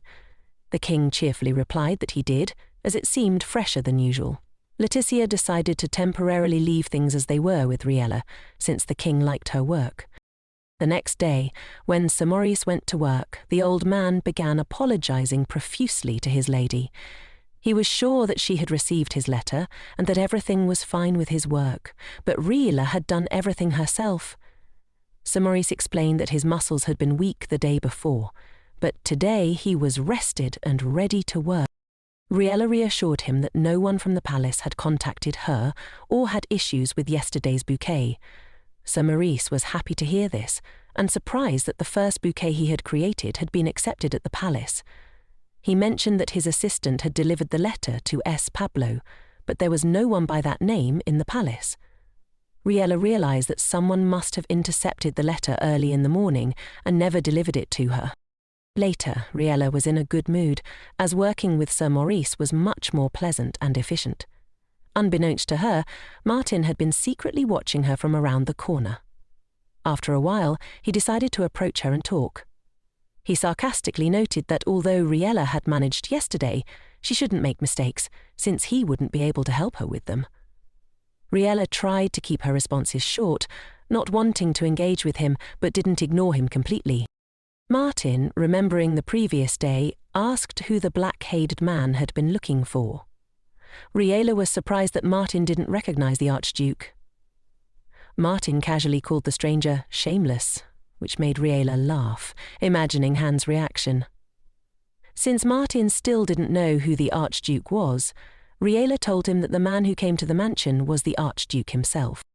Martin grumbled that people should treat others better and not be so arrogant, adding that Riella shouldn't go to the garden too often.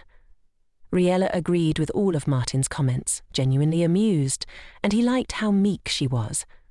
After their exchange, Martin went to collect the flowers he was going to bring to Riella for her to process in the afternoon. Later, in Lady Bennet's personal office, Chloe scolded Martin for his inconsistent work.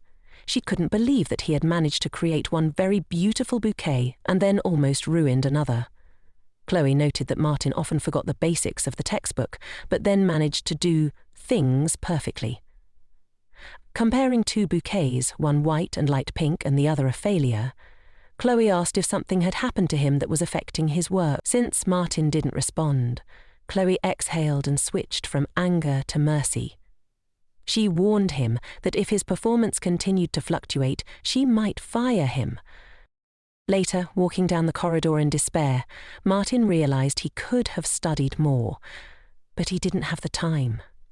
He had once believed that being introduced as the royal florist would make everyone respect him, but now he realized he needed to spend time reading books. Then he noticed a notebook on the table that someone had left behind. Approaching it, he saw it was titled Flower Arrangements. Meanwhile, Riella was happily returning from lunch, as today she had time to visit the royal dining room. She knew nothing could compare to Melda's cooking, but she decided to experiment. After eating, she returned to the library where she had previously studied. As she walked, she overheard the royal florist's assistants discussing Martin and Chloe. The assistants casually mentioned the flower arrangements Martin had made, and Riella turned around, because the descriptions of these bouquets sounded familiar. Once she arrived at the library, Riella noticed that her notebook with notes was missing. She was sure she had left it there, but now she realized that Martin had received the letter in her place and was likely using Sir Maurice's knowledge. Worse, today he had stolen her notebook and created a composition based on her ideas, which was also theft. Although Riella wasn't surprised, given Martin's character, she knew she had to find a way to catch him. She froze, trying to think of where he could have hidden the notebook. She couldn't find it, and most likely Martin would boast about finding it and refuse to give it back. This meant that he had a more complex plan in mind. Riella began to analyze the situation. It seemed Martin wanted to gain Chloe Bennet's trust, and for that he needed the ideas in the notebook. He would definitely not return it, and if anyone found out about the theft, he would most likely destroy it. Despite this, Riella couldn't help but feel pleased that her flowers had received approval from Chloe, even if it was through Martin.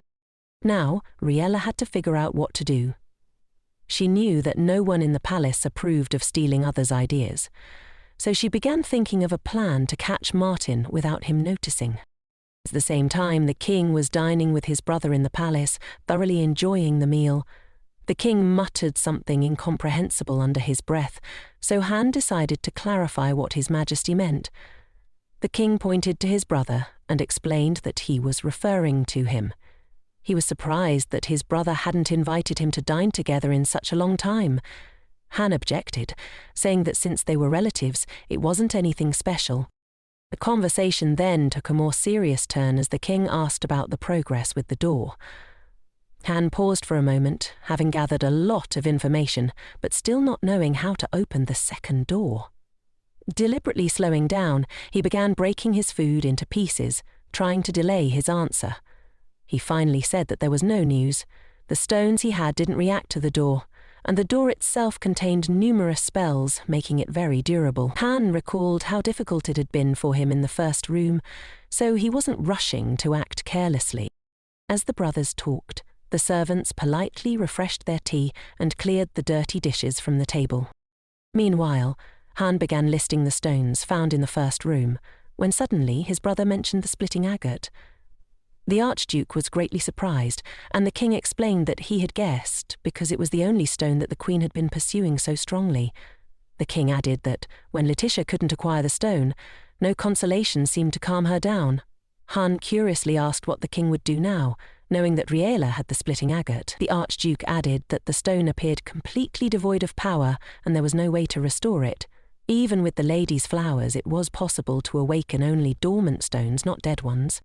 After listening to this, the king suggested that they forget about the agate being in the Duchess's room.